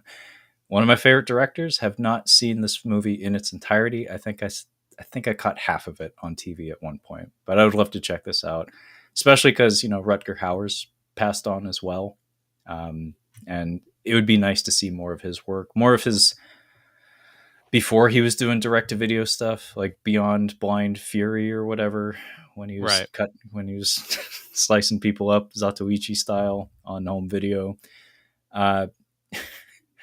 Santino says, if he lies, he get hard. It's a Japanese film, buddy. Anything can happen. I can say that. It's okay. So yeah, let's move on to the next week, because I don't think I have anything else either. And by the way, I think that summary needs to end with an exclamation of "The Aristocrats," says through the Cracks Productions. I agree. Okay, so February 18th is our next release date here. And it looks like David Fincher is having a big week here, Brad. I know you're a fan of the man, and I know there's some shit going on. So take it away, sir. Well, I've got my package that arrived today. Let's do a little surprise unboxing. So we got our paper here. Now, you notice I have a thing of cookies here. Now, the reason is I have some Balduco wafers, vanilla. Balduccio wafers. Because I purchased Panic Room for, I believe it was on sale for $34.99 or 30, whatever it was. I don't know. But I was 50. I don't have Prime. And I was 50 cents below the free shipping threshold. So here's a little shopping tip for you. You don't need to pay for Prime. I was 50 cents below the free shipping threshold. And I just went to grocery on Amazon and sorted by price, low to high. and I found this box of cookies for $1.50. So I saved money with free shipping, and I got a thing of cookies. So I was saving money. But yes, I did pick up Panic Room. Very excited because I like the movie quite a bit. It's not my favorite David Fincher movie, but I'm mostly excited because it is a movie that was not even released on Blu-ray, and shockingly is now on 4K. Now, Trevor, is this where a good time for me to do my show and tell? Yes. So we're going to test out a feature, folks. We've never had Brad do a screen share before. He is the guest. So, yeah, let's give it a whirl. Let's see what comes of it, bud. All right, so let me see this. Let me know. Am I think you got to cue me in here, but I'm sharing. All right, so Boosh! here we go. So we have a comparison here between the old release and the new 4K. So there's a lot of controversy with this release. Now, this is what we're looking at here. This is the 4K. This is the remaster, and I think it looks pretty good. I think it looks great. Now, if you just do a quick comparison, you can see what it looks like on DVD. Ooh, wow, that, yeah, yikes, does not look good. And you see how much better it looks on 4K. You know, it's a little bit color graded, but that's fine. Now, here's where things get a little tricky. Can you see my mouse? You're seeing my mouse, right? Yeah, I see Okay, your so mouse. you see the curtain here? You see this curtain? Yeah. All right, you know, very it's just a curtain, right? Yep. Let's see what it looked like on DVD. Now, keep a look at that curtain. Keep a close eye on the curtain. Let's see. Oh, look at that. Oh. Fincher is tinkering. Look at how he digitally altered the curtain.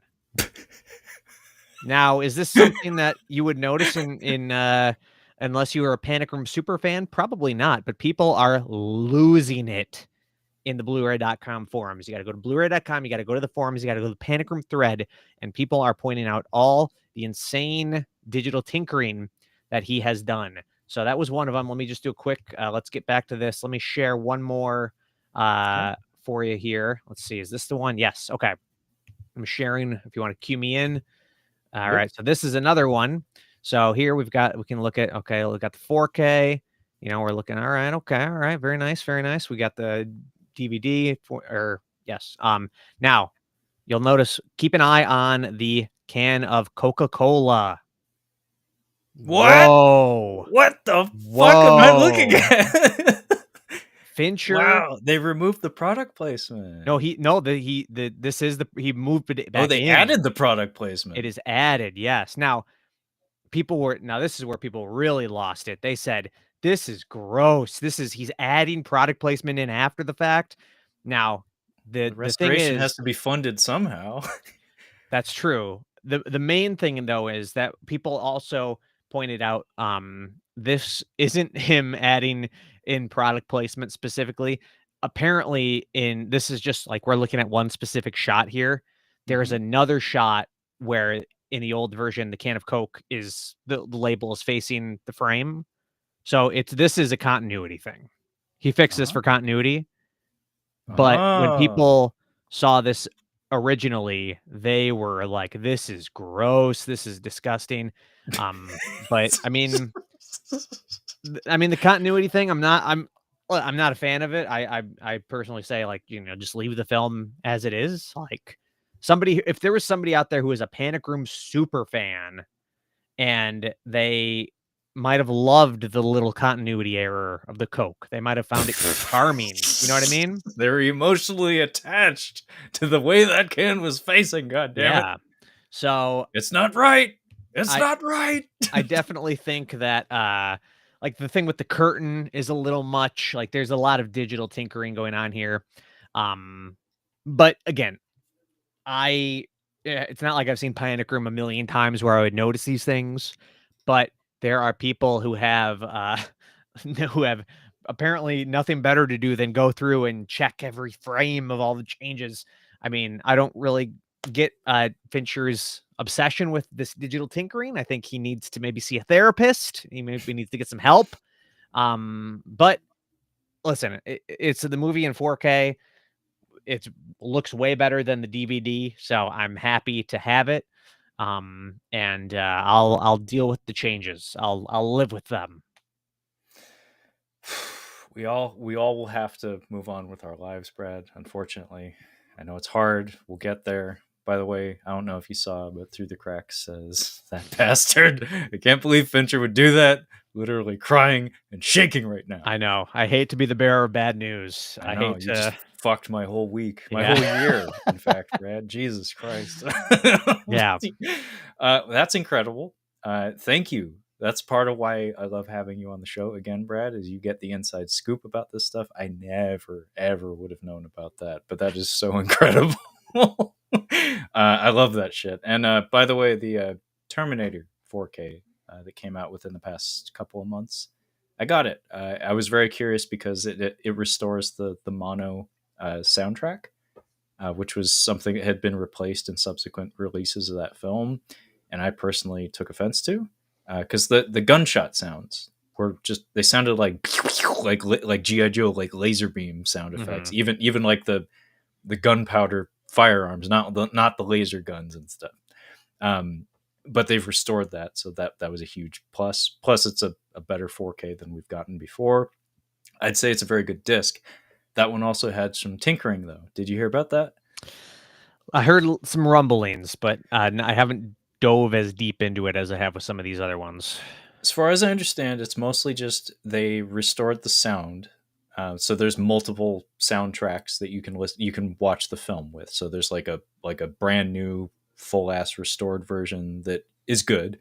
Then there's like the original like mono track, and then there's like a stereo remix from like the DVD era, I think. But the one tweak that I'm aware of is very similar to what you just presented with David Fincher's work on Panic Room. Is the scene where Arnold is taking an X-Acto knife to his eyeball.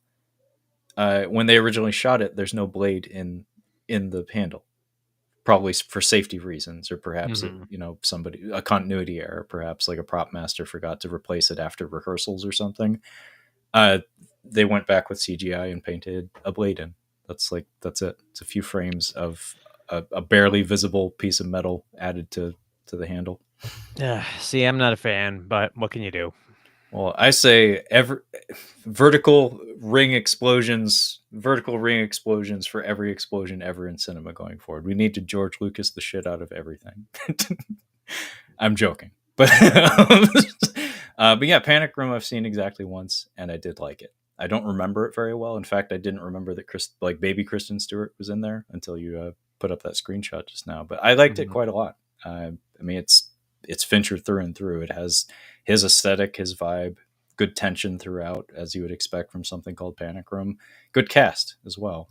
By the way, Through the Cracks says that bastard. I can absolutely believe Big James Cameron would do that. Continuing crying and shaking. I'm sorry for ruining your evening and your year as well. Apologies. We're not here for that. But It's rough out there. Social Network, Brad, is this just a steelbook, or has this been on 4K before? So this was only available through, is it a Sony Columbia picture? Because it was available in one of the Columbia picture big boxes with 24Ks. Yeah. But this is the first time standalone on 4K. Okay. I mean, this is a movie that you straight up love, right? Yeah, I do. Yes. Yeah. But I chose to spend my hard-earned money on Panic Room, which I like as well. But yeah, Social Network I love. Although that one, it wasn't quite as exciting because, it was on Blu-ray. It had technically already been on 4K. But yeah, I'll pick this one up eventually for sure. Yeah, of course you will. But the fact that Panic Room has never been on Blu-ray and you haven't seen it in a long time is, I can see why you would pull the trigger on that one first, because Social Network, you love it, you know it, you've seen it, but you'll get it. You'll get to it eventually. I would love to rewatch both of these, actually, especially because I don't think my fiance's seen The Social Network, and I think she would enjoy it. I think she'd get a lot out of it. Nosferatu 4K, Robert Eggers's Nosferatu from 2024. Brad, what do you have to say about Nosferatu? Well, it's a vampire movie, and it came out last year, and it did a pretty good job at the box office, and Yeah, that's about all. No, I really enjoyed it. I thought it was very good. And I mean, yeah, you guys did an episode on this, so you guys kind of covered it all, to be honest. You didn't do a full episode on it? I think I did. I don't even remember. I do a lot of things. Yeah. Yeah, we did do a full ass episode of this one. This was special because I got to see it in the theater with my co-host Kyle. For a long time when we were doing the show, he was in Alaska and I was in Washington, so that was not possible. But we now both live relatively close to each other now, so we can actually do that. And he loves Robert Eggers as a director. He was and also he loves horror. He loves gothic horror in particular. So this was like event cinema for Kyle. So we ran out to the theater. We both reviewed it, and we both had a lot to say about it. I'm not going to get into it here because we're already an hour and a half in. But I thought about this movie a lot. I really enjoyed this in every aspect. It gave me a lot to chew on. I had a theory that I shared with Brad, a few theories actually, about what, like, maybe not even subtextually, like what the movie actually might be about. And I'll just throw this out there that like I feel I can make somewhat of a case for the fact that maybe the vampire isn't real in this movie. I have a lot of thoughts. I have a lot of feelings about this, and I might actually buy this as there is an extended cut, a director's cut, basically, on the disc, and it's not massively longer or anything. I think it's like 4 minutes or so. But the review on Blu-ray.com, I read it a while back, and apparently it's the reviewer's preferred version of the film, and I liked it already. Whoa. So yeah, I would love to rewatch this and also see what was left out, like what was excised, and get a feel for what reasons that material was cut. So yeah, Nosferatu is maybe a purchase for me, shockingly. Constantine on 4K. Any thoughts on Constantine, Brad? The only thought I have is that I've never seen it. I've seen it exactly once. I know it was controversial at the time of its release because John Constantine in, I think it was Vertigo was the label for DC Comics, was modeled after Sting in the comics, Brad. I don't know if you knew that. Santino definitely knows that if he's still in here. But yeah, the character was modeled after Sting. And Keanu Reeves is many things, but Sting he is not. Fans were so upset they tried to call the police. Oh my god, get out of here. It's actually a pretty good movie. It's I would call it's very much like its own thing. I know there have been rumblings of attempts to get a sequel off the ground since 2005. Who knows if that would happen at this point. But in isolation, like totally divorced from the comics, of which I've read like one collected edition of like 6-8 issues or so. If you distance it from the comics, I think it's a perfectly neat and enjoyable film. Like, especially aesthetically, there's some really interesting stuff going on with it. Tilda Swinton and Peter Stormare, they do some interesting things with their attire and their appearances in the movie. Yeah, neat effects work too, especially for 2005. Mm-hmm. Santino says, yeah, one of the few comic characters that actually ages as the series went. I didn't know that. Thanks for that, Santino. That's a neat little detail.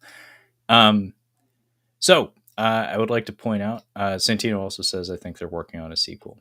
I'm not sure if they're actually working on it, but I would trust you over me. You follow the comic book news, buddy. Uncle Buck on 4K, I actually have right here. Right here in my hand. So I have my Uncle Buck, and also there's the back of it. I just wanted to take a moment to spotlight the fact that I do some work for Red Cow Entertainment / Red Cow Arcade as an editor / slob. That's my official job title. I will probably end up putting that on my resume at some point. This movie and Summer Rental, which is also getting a Blu-ray release, both of these discs from Kino feature commentary tracks from a very recent guest on the Red Cow podcast. His name is Joe Ramoni, and he has a YouTube channel called Hats Off Entertainment. And people love this guy. People love Joe. He does a lot of reviews about nostalgic films. He has a podcast as well. And on top of that, he covers interesting territory when it comes to film reviews because he draws a lot of attention not only to nostalgia cinema, but also comedic cinema, which is not something that gets talked about all that often. I don't think, anyway. There's not a lot of think pieces about comedy films from the 1980s. But he's been doing the YouTube thing for a really, really long time. He's really fantastic at it. Wonderful little like mini documentarian in some respects. And yeah, he got to do the audio commentaries for Uncle Buck and Summer Rental. And Nice. You better believe I'm going to listen to him. Yeah, Joe seems like a perfectly awesome guy. I had the pleasure of editing a portion of his interview, his discussion with EJ and Frankie from the Red Cow channel. And yeah, I just wanted to highlight that, yeah, a guy on YouTube with a channel called Hats Off Entertainment did a commentary gig for Kino for both Uncle Buck and Summer Rental. I think that's pretty fucking cool. Nice. Let's get bucked up. Let's do it. Yeah, I'm actually really excited to rewatch this because this is a John Hughes movie. It's from 1989. My dad is still alive. Like I know I use the past tense when I speak about him a lot, but just getting out in front of that in case anyone has any questions about that. My dad's still kicking. He's still alive. But I think of this as a dad movie because this was a dad rental. This was like it's dad's turn to rent something, not mom's turn. We're getting Uncle Buck. And I remember really enjoying it. But I haven't seen it probably since like 1990. And my fiance's never seen it, so I'm really excited to watch it with 1990. I was born in 87. I'm just like, wow, that's woo. You're overdue for a rewatch, bud. I know. Well, now I have the opportunity, and John Candy's just a special presence in film and comedy. He just has that aura of warmth. So I think he'll be an easy sell for my fiance. By the way, we got some comments here. Shockingly good. It's a pretty fun movie that's not at all like its source. And yes, Alan Moore modeled him after Sting. There's a novel for comic Constantine where he sees into another world at Keanu. That's in regard to Constantine. Yeah, I think the only arc in Constantine in a Hellblazer that I ever read was when the fly demon is like the hunger demon or whatever. It's like Nemoth or something. Sorry about the pronunciation. It's when they have to do battle with him. Neat stuff. My brother liked it. He actually kept up with it, unlike myself. And Santino says John Candy might have been canceled for Who's Harry Crumb. Yeah, I caught that on your Instagram, Brad. Yes. There's some stuff from Who's Harry Crumb that simply could not fly in today's media environment. We can't let him get away with it. We got to hold his feet to the fire. we need to find his grave and exhume the corpse.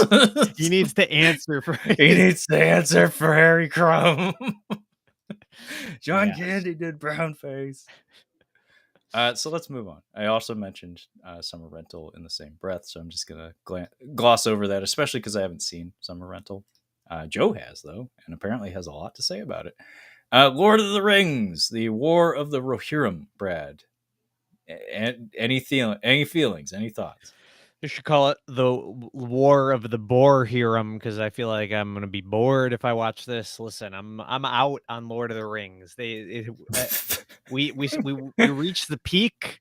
I think the first movie is the best, not counting the animated Hobbit. I'm not counting that one, but recent millennia Lord of the Rings, we've gone steadily downhill. I think it's been a complete downward trajectory. And I think in my opinion, I watched that first season of the show and I thought it was not too good. And I think we've crashed and burned. And I think that we're just going to continue crashing and burning with this. But I have not seen it. So maybe it's amazing. I don't know. But I have not heard many good things. And it just seems like not for me. Yeah, I would imagine Santino has seen this one. Being as it's Japanese animated, American produced. So American money, American muscle backing it, but with Japanese animators, Japanese animation crew, directed by Kenji Kamiyama. Frankie from the Red Cow Entertainment channel or Red Cow Arcade, however you want to put it. I think he was actually kind of up on this one a little bit. Like he actually liked it. He's maybe the only person I've seen online say that. Not a lot of positivity surrounding this one. kind of been pointed to as an example of the many examples we've had over the years of a film studio securing the intellectual rights, like the properties to the Lord of the Rings by releasing a theatrical film within the allotted time frame. So it was probably rushed to some degree, is what I'm getting at there. Yeah, I personally, I've never been a Lord of the Rings guy. Kyle, my regular co-host on the show, absolutely is though. Yeah, I gotta be honest. I used to think I was a Lord of the Rings guy. I don't think I am. I think I like Hobbits. I don't care. Like, I'm sorry. Those first three movies, yeah, they're amazing. They're great, but I really think it's just more just Peter Jackson and his filmmaking and the team he had together. Because I think I don't know. I'm out on anything. It's funny, all these franchises that have just been run into the ground that I used to be fans of, and now I'm just like I'm out on I'm out on all franchises. I can't think of James Bond is dead to me now with this Amazon news. Everything's dead. Everything sucks. Everything's trash now. What's one Yeah, good franchise? I can't think of a single good franchise. It's not trash now. We're Godzilla. doomed. Godzilla's doing all right. I mean, maybe it's not trash, but it's on the edge of the counter. All right, I we're mean, the on the edge of the American side counter. is schlock for sure, expensive schlock, but still schlock. But at least they know that they're making crap. Japanese side of things, they're you know winning Oscars and stuff. They're doing just fine. Yeah, that side is good, but even the American side, we got and I'm sure maybe it was good, but I didn't like see it. But the TV show, The Monarch, like just too Oh, much. Like it's just Monarch is it's as vanilla as it gets. Like it is a aesthetically pleasing plateau. Like there's almost no high highs or low lows. It's just kind of like this is adequate television as presented by Apple. Santino confirms Godzilla is still king. He's the king of the monsters, buddy. Of course he is. Mission Yeah, Impossible, the only good franchise left. Sorry, not. I mean it. I do really love those movies. Like that last one was a bit of a hiccup, like a bit. Still really good. Still like by most standards, still really good, but not as good as the previous two at least, which Mhm. is maybe three, honestly, which is a shame. Eagerly anticipating that last one though. Those movies are special, and part of the specialness comes from the handcrafted element of them. They feel curated. They feel like what they are intended to be. And unfortunately, we live in the data is king era of media. And I hate to say it, but like I feel like if you try to please everyone, you're not going to please anyone. Mhm. Like that's kind of where we're at with a lot of these things. I think they're overly workshopped. I think they're scared to take chances. And as far as I've heard about the newest Captain America film, which I have to edit a 45-minute fucking clip about for Red Cow, and it's just beating the shit out of me. It's a tough assignment. I'll be fully transparent with that. That was a huge bitch. But I haven't seen it myself. I'll probably end up going to see it next week on the discounted Tuesday ticket price. But everything, all signs pointed to that being a case where they were just gun shy about trying too much or doing too much different because Mhm. they were like screening for test audiences and listening. And it's like, or you could just make some art and like take some chances, break some shit, do what it is you're trying to do, as opposed to constantly seeking approval and permission all the way throughout the entire process. Like just put it out there, see how people feel about it. They'll tell you. Like you'll know about it. But I think that's like one of the big problems is everybody's playing it way too safe. And as far as I understand, there was a concentrated effort on the part of this War of the Rohirrim movie to adhere to like the trappings and the aesthetic of the Peter Jackson version of Lord of the Rings. Because like you, Brad, I think the studio knows that that's actually what people like. It's like not all of these people read these books. Not all these people are married to the characters in the world. A lot of these people just really like the way those movies were done and just kind of want more of that. And I think you're going to see a lot more of that. Like, I don't think this movie did very well, but I think they got wise to that fact now that Peter Jackson was the secret sauce more so than the IP itself. Because a lot of the complaints I was hearing about that Amazon show had to do with the fact that they were legally required to be distinct from the Peter Jackson version. Like, they had the rights to some elements of Tolkien's estate, but not all of them. And as a result, it rubbed people the wrong way. Like, it didn't give them what they wanted, even though they thought they were doing that. But anyway, Drugstore Cowboy, Brad. Anything to say? It's a Criterion. That's Gus Van Sant, right? Sure. That was all I was gonna say, but no, that's it. The next one though, The Order, I don't have anything to say about it, but it's the guy I love, who his name I don't know, Justin Kurtzky, Kurzel, yeah. Kurzel. I really liked his Macbeth, and I thought there was one other one I really liked of his, but he did do the Assassin's Creed movie, which I never saw. But I do want to watch this because I've heard it's quite good, actually.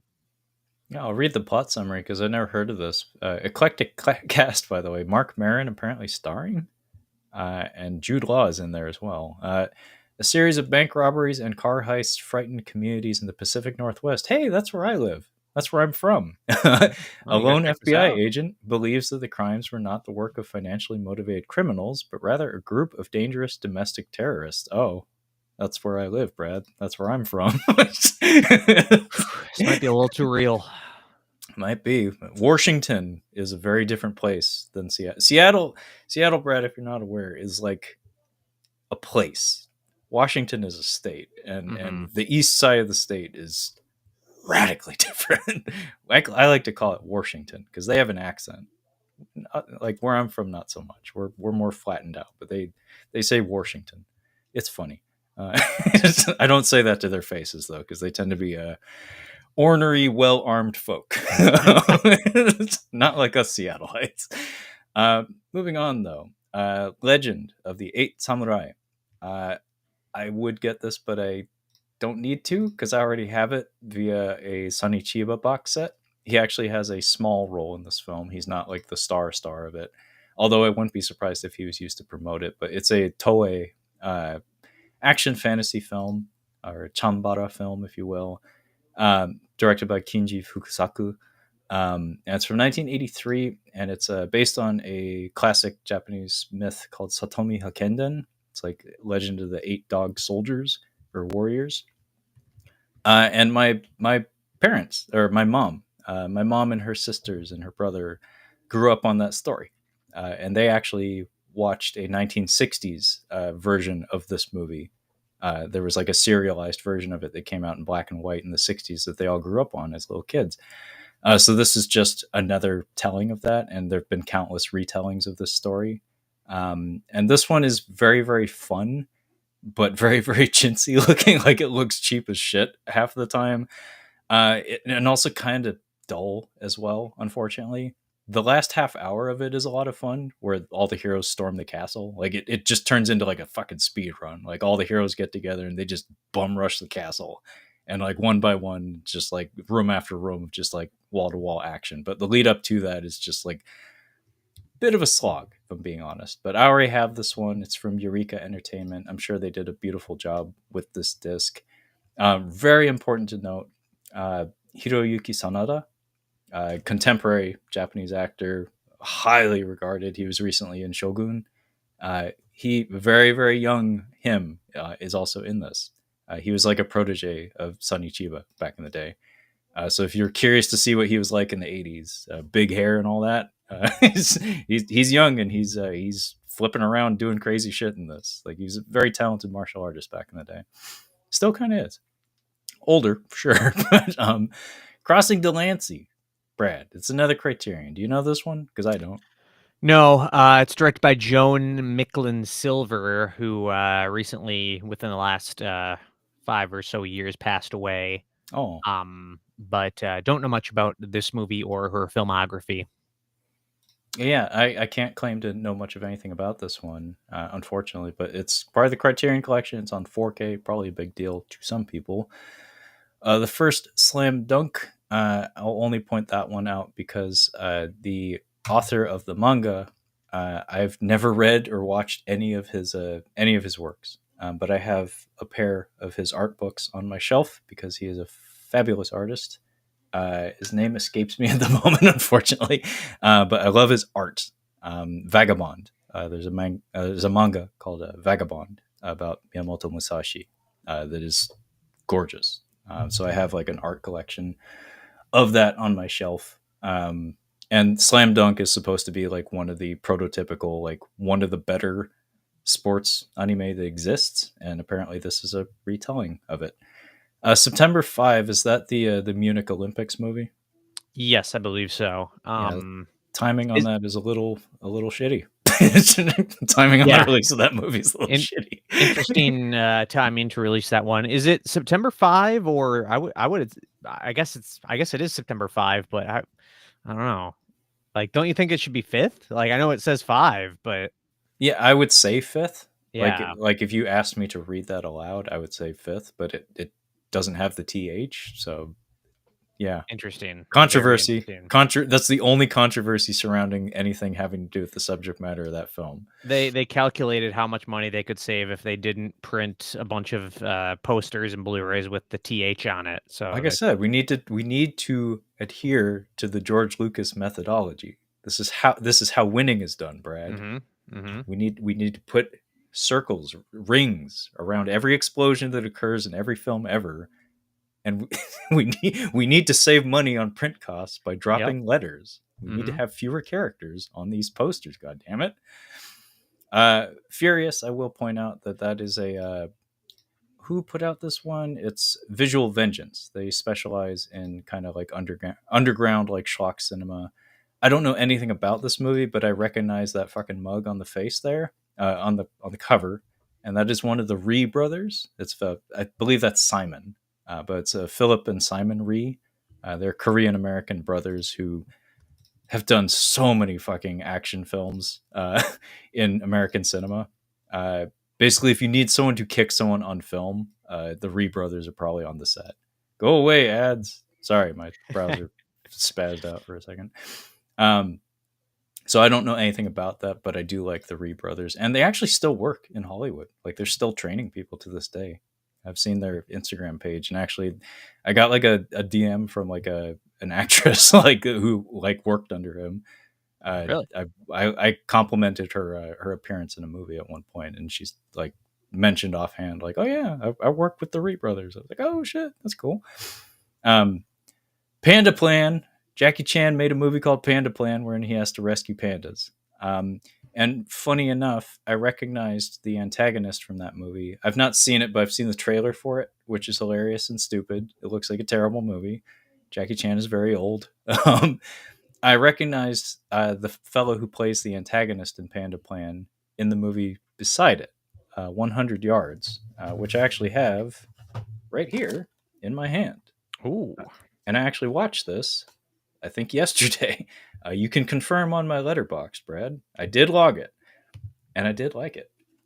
100 Yards. This is a Chinese, like mainland Chinese film, which I do not watch very often. I tend to be more of a Hong Kong guy when it comes to Chinese cinema. This is in Mandarin and the whole bit, and I thought this was great. This caught me off guard with how good it was. Like just aesthetically, visually, it's stunning at times. Like the camera work, the cinematography has kung fu on it. Like I've heard that phrasing used before, where you can put kung fu into something, like you can do something with kung fu, and the camera work in this movie fucking has it. Where like I don't know what the circumstances were of how it was shot, but the the coordination of the camera movements, like the blocking of it, is just as tightly coordinated as the actors during dialogue scenes. So the camera is all it's alive. It's always like dipping and dodging between people and like pivoting and switching. It's very interesting to watch, and the martial arts in this film are sublime. Like the style of presentation is very very unique. Where it's about as naked as it gets. Not Viggo Mortensen in a sauna naked, not that kind of naked. But what I mean by that is like the editing style is sparse, like very few cuts, a lot of camera movement, but very few cuts, and just something about the subdued nature of how it's presented. There's no wire work to speak of, as far as I can tell. Um, and there's just a mannerly quality to it. Like every fight in this, and there are tons of them, is like a gentlemanly spar, with the exception of like one in the middle of it, that actually feels like a straight up fucking brawl. But the rest of it's all gentlemanly and coordinated and feels like cordial, where everybody's stopping short. Nobody's really trying to kill each other. They're constantly hurting each other, but this is a very good companion to a movie that we reviewed for Catching Up on Cinema not that long ago, Ridley Scott's first film, The Duelists, because that's essentially what this is. It's about two men who are seemingly utterly obsessed with martial arts, to the point that, to like their detriment when it comes to like socializing outside of throwing hands. Like they're kind of like utterly transfixed on the idea of becoming better martial artists. And the way they do this is through practicing and sparring with each other, fighting each other constantly.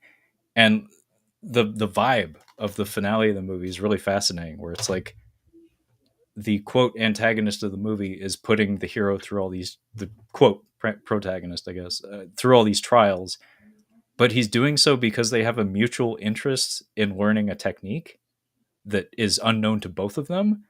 So he's like putting him under pressure, like throwing bodies at him and like watching him fuck people up, in the hopes that they will both learn a lesson from it.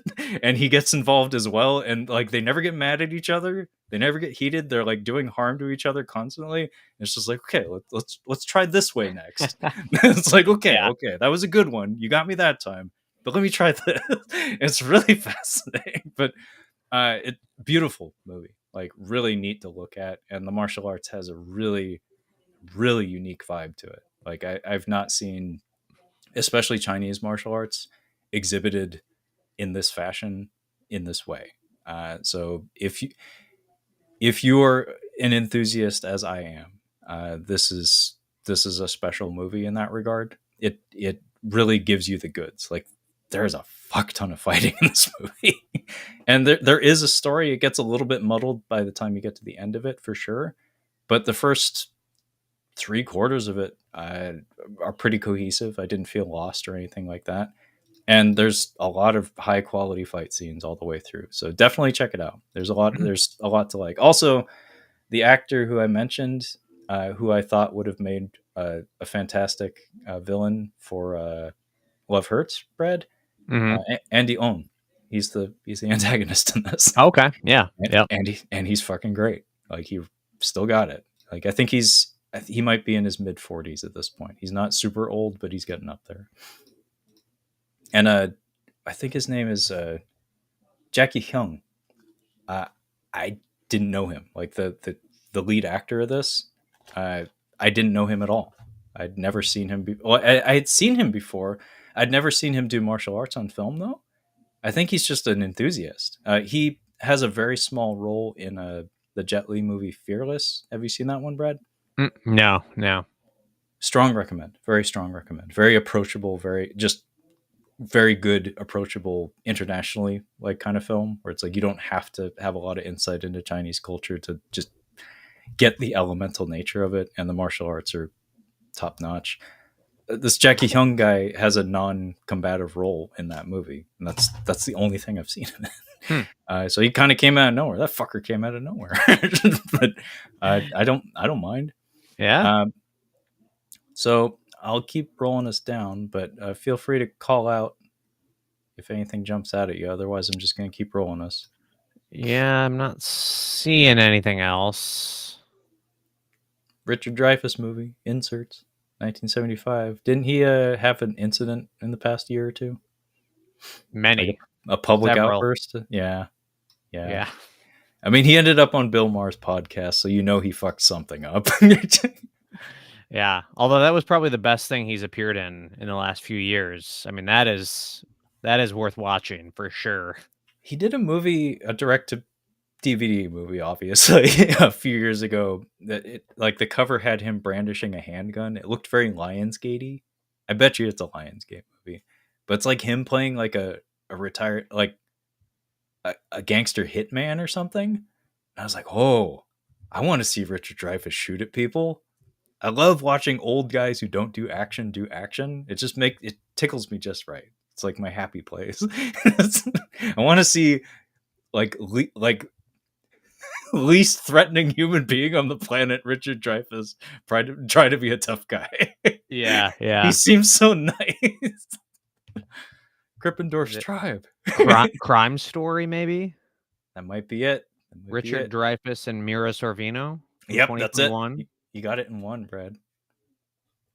Yeah, I saw the poster for it, and I think I actually looked up a trailer, and I was like, oh my god, this looks like something I need to see. It doesn't look good, but it looks like something I need to see. Yeah, might have to check it out. Yeah, I would love to watch that. Put it on the wheel.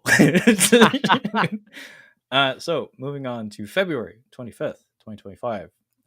Amadeus 4K release. That is a big fucking deal.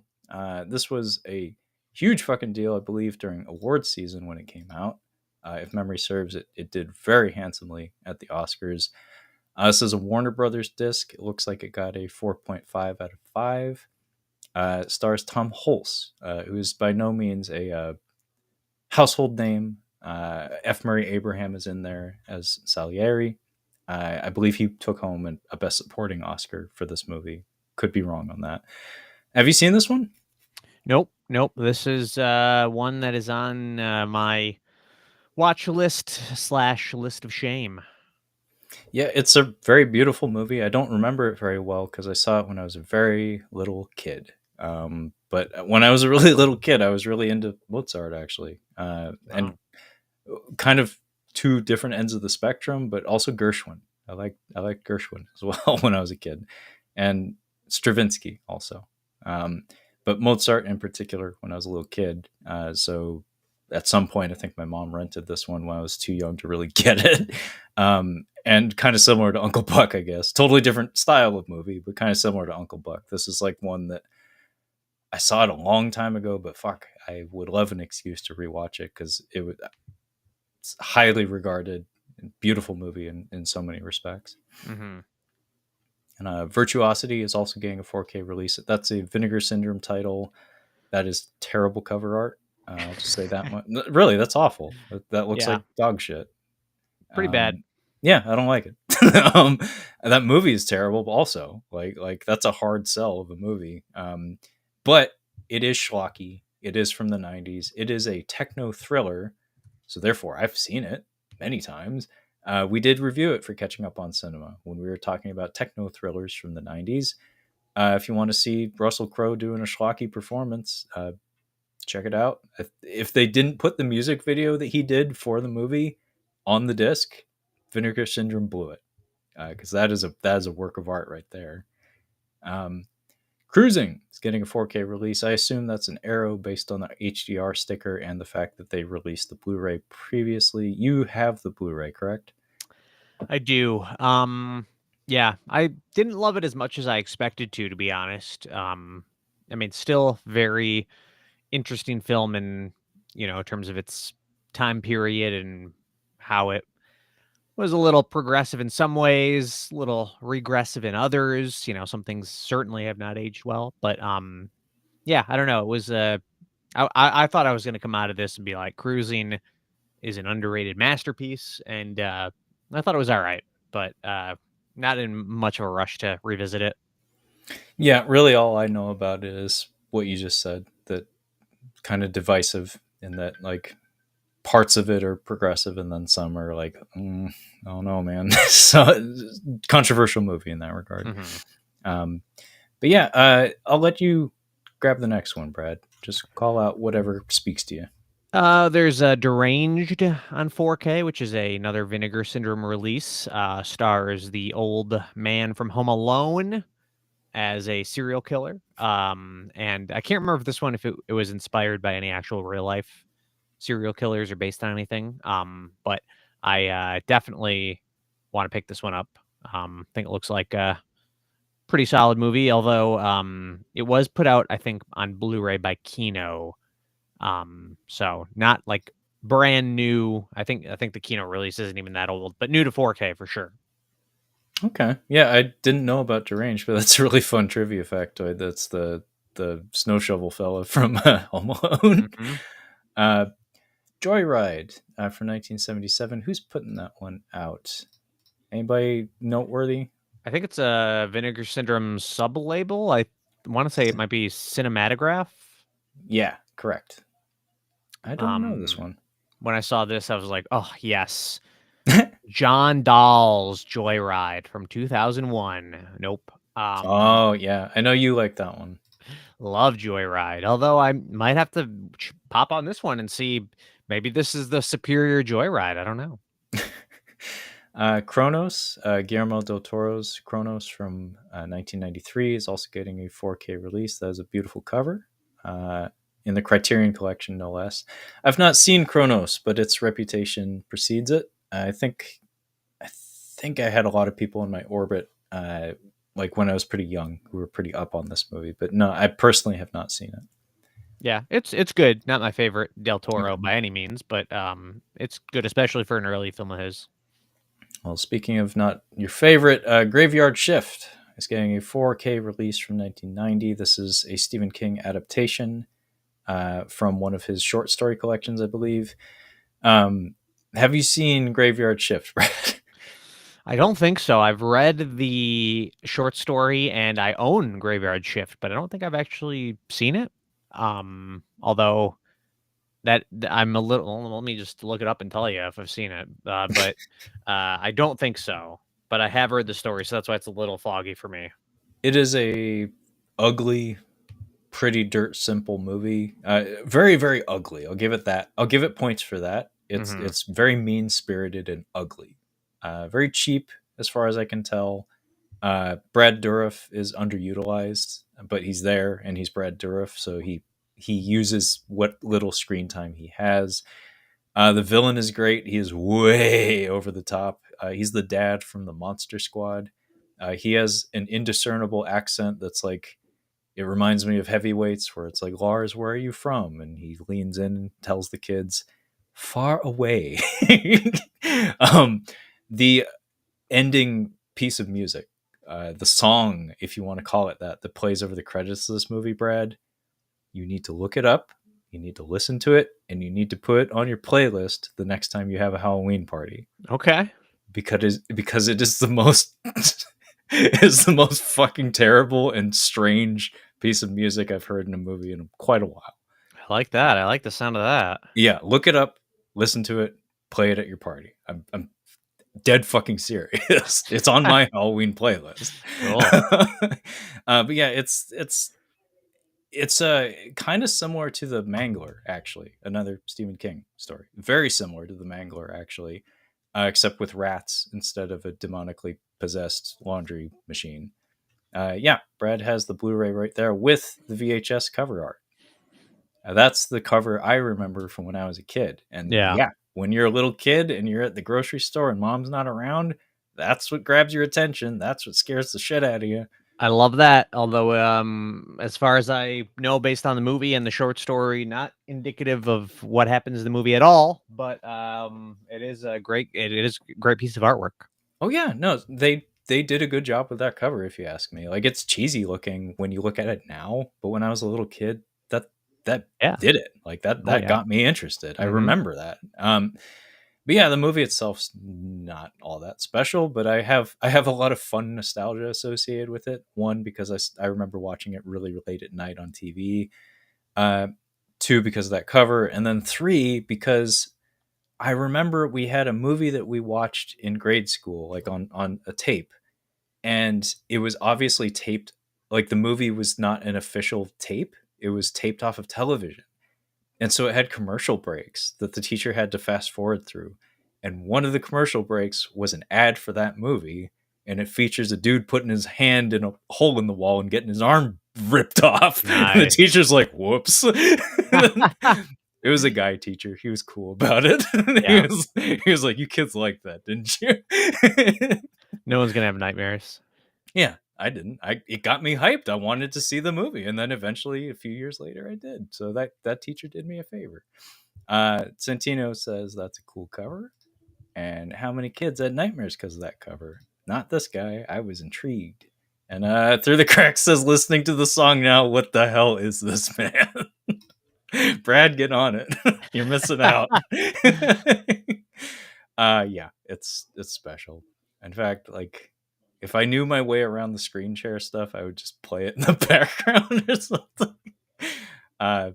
If you want to help me out with that, Brad, you absolutely could. But I'll just move us right along. And Forbidden Kingdom is getting a fucking 4K. That's the movie, Brad, that I think features the first on-screen appearance of the first instance of Jackie Chan and Jet Li on screen together in a film. It's like the dinner scene in Heat with De Niro and Al Pacino. It's like that. It's like that level. But it's for a shitty American movie that's just really bad. Like, Yeah. there's not a whole lot good about it. It came out, I want to say, pretty close to when the Dragon Ball movie came out, and it has Dragon Ball USA vibes to it. It's just not good. Like, other than the trivia factoid of having those two guys on screen together, it's not great. I think Colin Cho is in there as well because he plays villains. He does that. Except in The Matrix, they let him be a good guy. That was rare in his Hong Kong and Chinese film career. He was was it Seraph, the fellow from he was the Oracle's bodyguard guy in the Matrix films. My Girl getting a 4K release. Speaking of Culkins, maybe they're putting this out to cash in on the Culkin. Maybe, yeah. Culkin Mania. Culkin Mania. Body Parts is getting a 4K release. Not getting it because I already have it on Blu-ray. It's not even a very good movie. I was just intrigued because I've said this countless times on the podcast. Nobody cares. Nobody listens. But there's a fella by the name of Eric Red who directed this film. He was a frequent collaborator with Catherine Bigelow. I think he often served as a writer under her direction. And he has a curious element of his filmography where, among many other movies he did, he somehow managed to work in like a werewolf movie, a vampire movie, and a Frankenstein movie into his filmography, like in kind of a sideways fashion. None of these movies feature those words in the title, but they are those movies. Like Body Parts is his Frankenstein movie. I forget if it's Blood Moon. Something Moon is the werewolf movie that he directed, and Near Dark is the vampire movie that he wrote under Catherine Bigelow's direction. So I always thought that was fascinating. I have since we started doing the fucking podcast, I've been wanting to do these movies. Never gotten around to it. Maybe someday, probably never. Anyway, I watched the movie and it's okay. It's not great. I do like Jeff Fahey though. He makes me laugh. Oh, he's great. He goes so big all the time, and I like actors that go big. It makes me smile. Performance 4K 1970 Criterion Collection. Brad, do you know anything about this one? Because I sure as hell do not. Features Mick Jagger, and it's directed by Nicholas Roeg. Is that how you say his last name? Sure. Co-directed, I should say. But other than that, I don't know much. Yeah, I do see Mick Jagger's name in the cast there. Nicholas Roeg and Donald Cammell, who also wrote it, apparently. 4K on the Criterion Collection. That's kind of a big deal. But I'll kick it back to you, Brad. Anything else to say among these titles, or should I keep us moving? The Canyons, another Paul Schrader film, put out by IFC Films, I think, a Vinegar Syndrome sub-label. Never seen it, but this was definitely in Schrader's bad era. Although I feel like people really wrote him off for about a decade there, and I'd be curious to go back and watch some of these quote-unquote bad Paul Schrader films, see if they're actually as bad as people say, because I have not seen The Canyons, but I remember when it came out and I heard nothing but horrible things, and definitely seems like just interesting that Schrader, and I can't comment on the quality of the movies again because I didn't watch any movies of his from that period, but he was like on a streak of just like bad movies. And then with First Reformed, I certainly think every movie he's done since First Reformed has at least been good, and critically they've been good. So it's like either he turned it on or he made one good movie and now everybody is like giving him the benefit of the doubt. And I don't know, it's interesting that somebody could go from so many misses to like making so many hits. Like it's I don't know, very very interesting to me. Yeah, I mean, I love how these conversations always do this, but I mean that whole rant I had about Sean S. Cunningham, like everybody has stumbles. Like, doesn't Mhm. mean that you're always going to stumble. It doesn't mean you're always going to be on your feet. Like that's more and more I'm learning that like even the most successful of people like that really is life. It's a series of fuck ups and highs and lows, and even the most talented people, they fall into that rhythm. Maybe less visibly though, less publicly. But influencer from 2023, I see a Shutter original little caption there. I don't think I remember hearing anything about that one though. Yeah, I'd like to check it out because I think the premise was pretty interesting, but haven't watched it yet. Yeah, I actually don't think I know anything about that one. I'll maybe look into it. I don't currently have a Shutter subscription though. Yeah, me either. I don't have anything to say about any of these titles. MXC, though, I will draw attention to that. Most Extreme Elimination Challenge. That is the American redub, the English dub of Takeshi's Castle, or Takeshi's Challenge. Uh, Popular Japanese television game show that I think aired on Spike Television back in the day. Good times, good fun. You can probably find all the original episodes on YouTube, but if you want Blu-ray version of the American iteration of it, you can get it here. Uh, there's the John Wayne as Genghis Khan movie, I believe, The Conqueror from 1956. Oh wow, nice. Controversial in that regard. John Wayne as a Mongolian. First person I think of when I think of casting a Mongolian. Santino contributes Digimon. I shouldn't be surprised that Santino was a Digimon guy. I fucked with some digital monsters back in the day. Digimon are the champions. MXC was great on Spike. Didn't watch it a lot on Spike, but I did remember watching the original Takeshi's Castle just a little bit. Not a whole lot, but I liked it. Let's keep on moving though. Cutie Honey, the original TV show. That's a Go Nagai anime series / manga from the 70s. Kind of a big deal. I watched the live action version of it, and it was actually pretty fucking fun. No interest in like revisiting the whole thing, but the live action show from the 2000s was actually pretty fun. And also, it had Mark Musashi in it, he's Happa. He's a half Japanese stunt actor who has worked in Japan and the U.S. It was neat seeing him in there, especially because he got to actually act. Normally, he's just a guy who runs in and gets punched in the face and falls down. But in that, he like actually got lots of dialogue and got to be funny, which was something I'd never seen him do before.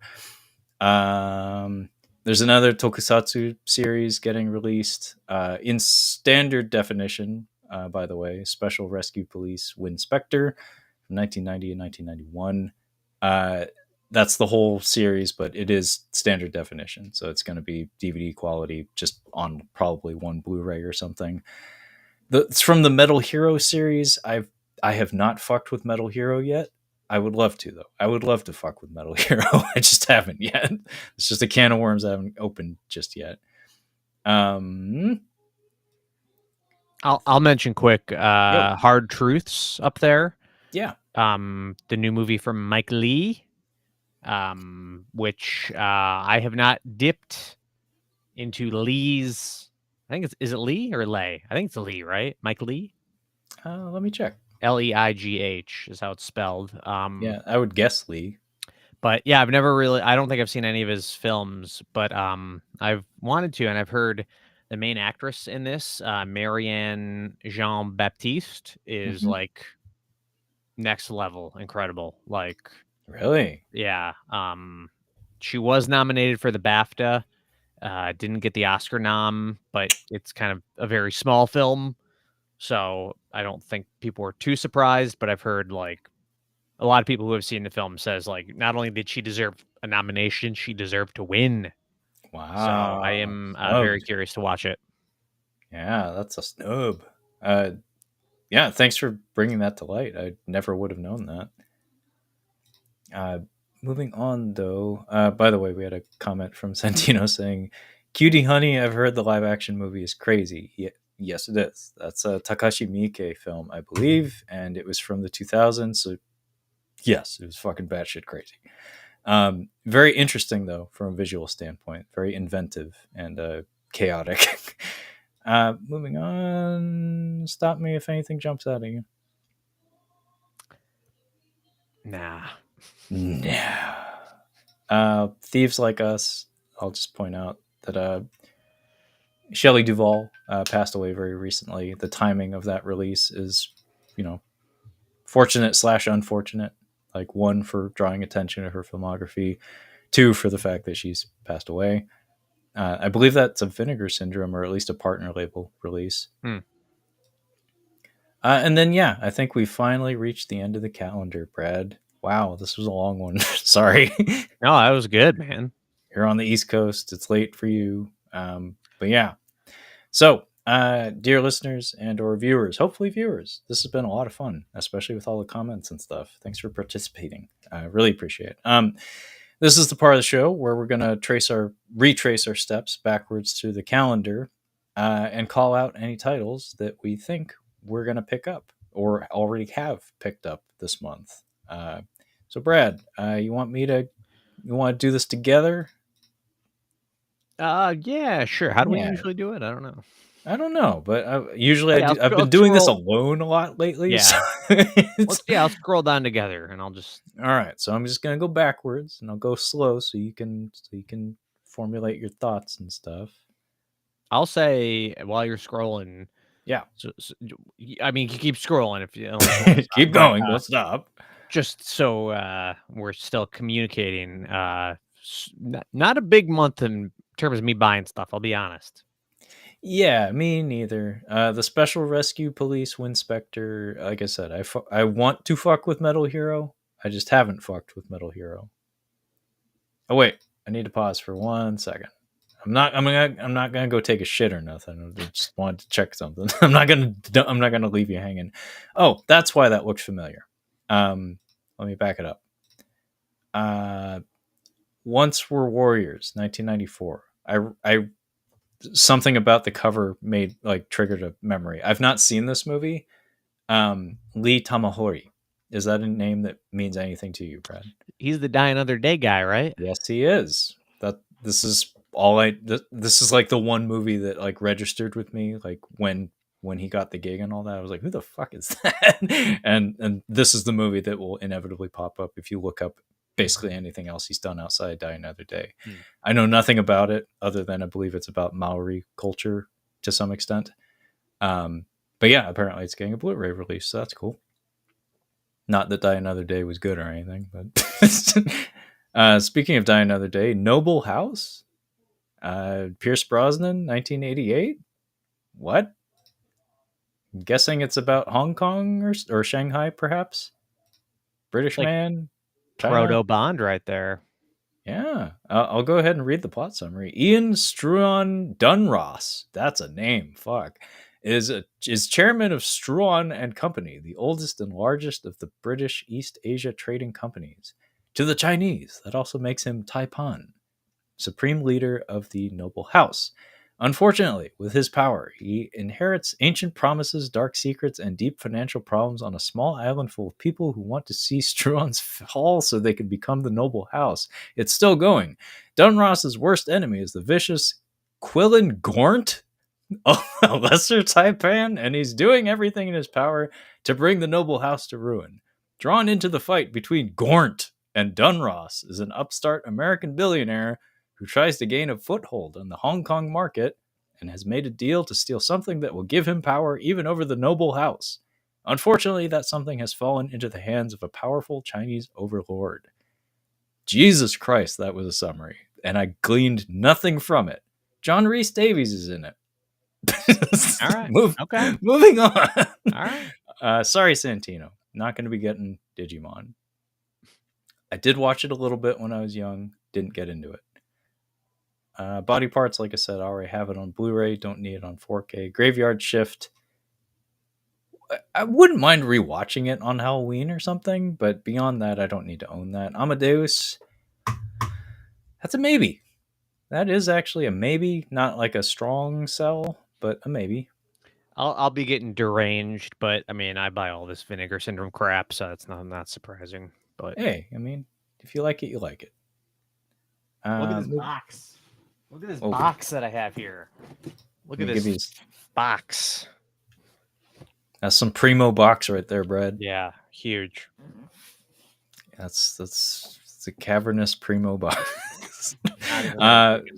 It was better than Pokemon's, says Santino.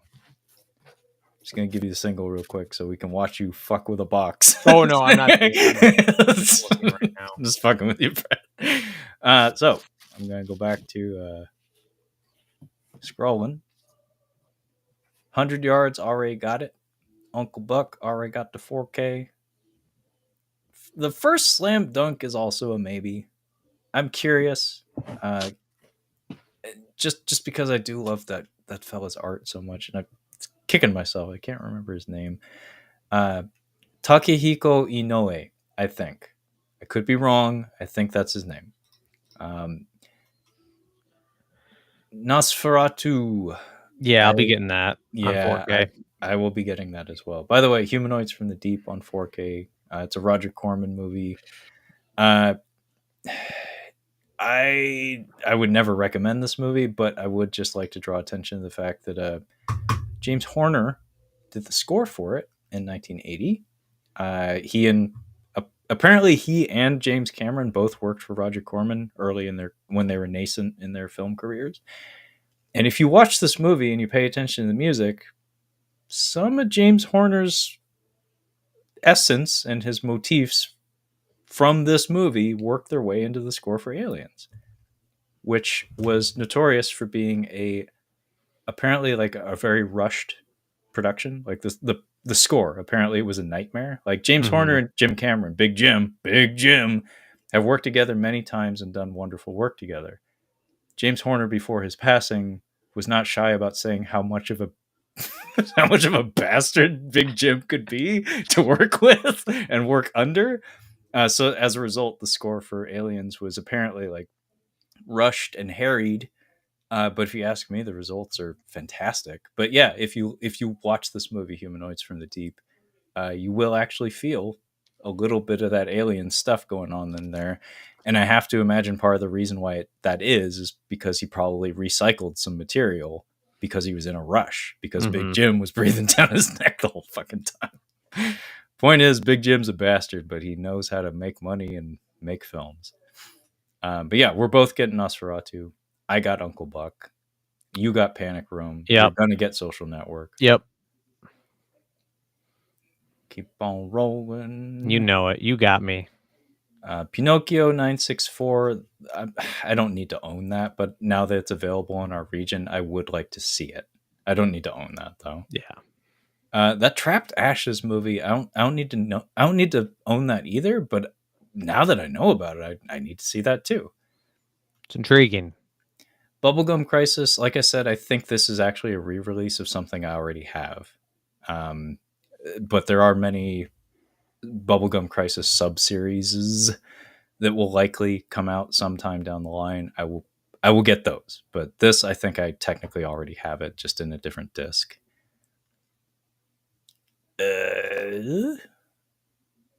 Feel the Day. I would like to see it. Don't need to own it, if I'm being honest. The Nice Guys, that might be a purchase, because I really did like that, and I've only seen it exactly once. By the way, yeah, Through the Cracks does pick up on the Primo box. Good box. You think you'll get Nice Guys? I mean, I already have it on Blu-ray, but I do really love the movie, so it's a maybe. Okay, yeah. I mean, I'm kind of in the same boat, but I do want an excuse to rewatch it. And we're getting towards the top here. Juror number 2, Brad. You gonna get juror number 2? If it was a 4K, maybe, but I don't know. Eh. Seems like one they could maybe potentially double dip on in the future too. Yeah, the Twin Peaks from Z to A. That's a maybe for me, just because everybody on the planet's looking for an excuse to revisit this stuff, and unlike you, I don't actually have access to this stuff right now. So for you, it's you're rebuying it. For me, it would be the first time. So maybe actually a David Lynch thing that I'm more interested in getting than you. But really, I can't see a world where you don't eventually work your way to the getting this. Eventually, it'll be on my shelf eventually. Eventually, not in the biggest of hurries, especially being as he's already passed away. So it's not like you're funding a future production he might do or something. True. Sad. Because really, if he was still around, that would actually be an incentive to buy it. Yeah. Sad. And yeah, Wicked, I don't think either of us are going to own unless my fiance makes me buy it, which she would never make me buy anything, but she might strongly suggest. So we'll see about that one. Yeah, she can buy it and you can just put it on your shelf. That's the ideal scenario. Yeah, we haven't really done that before, but she knows that she can do that. Like, she knows where the movies live, and I don't care. Like it's like, as long as it fits on the shelf, I don't care. Mm-hmm. Doesn't poison the collection or anything. Just make sure when you take it out, put it back where it was. Put it back where it was. So yeah, this was our very thorough review of the February 2025 Blu-ray and 4K releases via our Catching Up on Blu-ray monthly live stream. I have often done this myself, like by myself, but it's so much better, obviously, when Brad is here. So thanks, buddy, for joining me today. It's great to be back. It's been a while and I missed it, so let's try and keep it going, maybe. Yeah, I would love to. Like, anytime we can find time to do this, I appreciate it. So before we go, though, Brad, would you care to let our listeners and hopefully viewers know where they can find you and your super awesome podcast? Yeah, it's the Cinema Speak podcast. You can find us pretty much anywhere you listen to podcasts. Just search Cinema Speak. We're on Twitter at the Cinema Speak, Instagram Cinema Speak Podcast, and on YouTube as Cinema Speak. And you can find us on the web at cinemaspeak.libsyn.com. Very nice. And did you have any YouTube content in the works, or anything you're considering working on lately? Couple ideas have been kicking around, but haven't pulled the trigger on anything lately. Okay, well, keep me posted. I'll be glad to help you with whatever. And as for myself, the show is called Catching Up on Cinema. You know that. You're currently watching it. And I'm not really active on the social medias, but we do have an Instagram. We do have a Twitter. You can find us on the Instagram at Catching Up on Cinema, and on the Twitter /X at Catching Cinema. I probably won't respond to you at either of those places, but feel free to try. I am semi-active in the Red Cow arcade /entertainment Discord. However, as I said, I work as a slob, an editor for Frankie and EJ, and through the Cracks Productions also. He is one of my cohorts. He's also a fellow slob, so always nice to hear from him. So if you want to get a hold of me and you're part of the Red Cow Discord, just look for Catching Up on Cinema and give me a poke. But yeah, the show is Catching Up on Cinema. We're available on pretty much every podcasting platform you can imagine. So fucking Google it. You'll find it. And that being said, thank you so much for listening and or watching today or tonight. And we will catch you next time. Bye. Go buy a Blu-ray. Yeah, help the hobby. Buy something. Anything.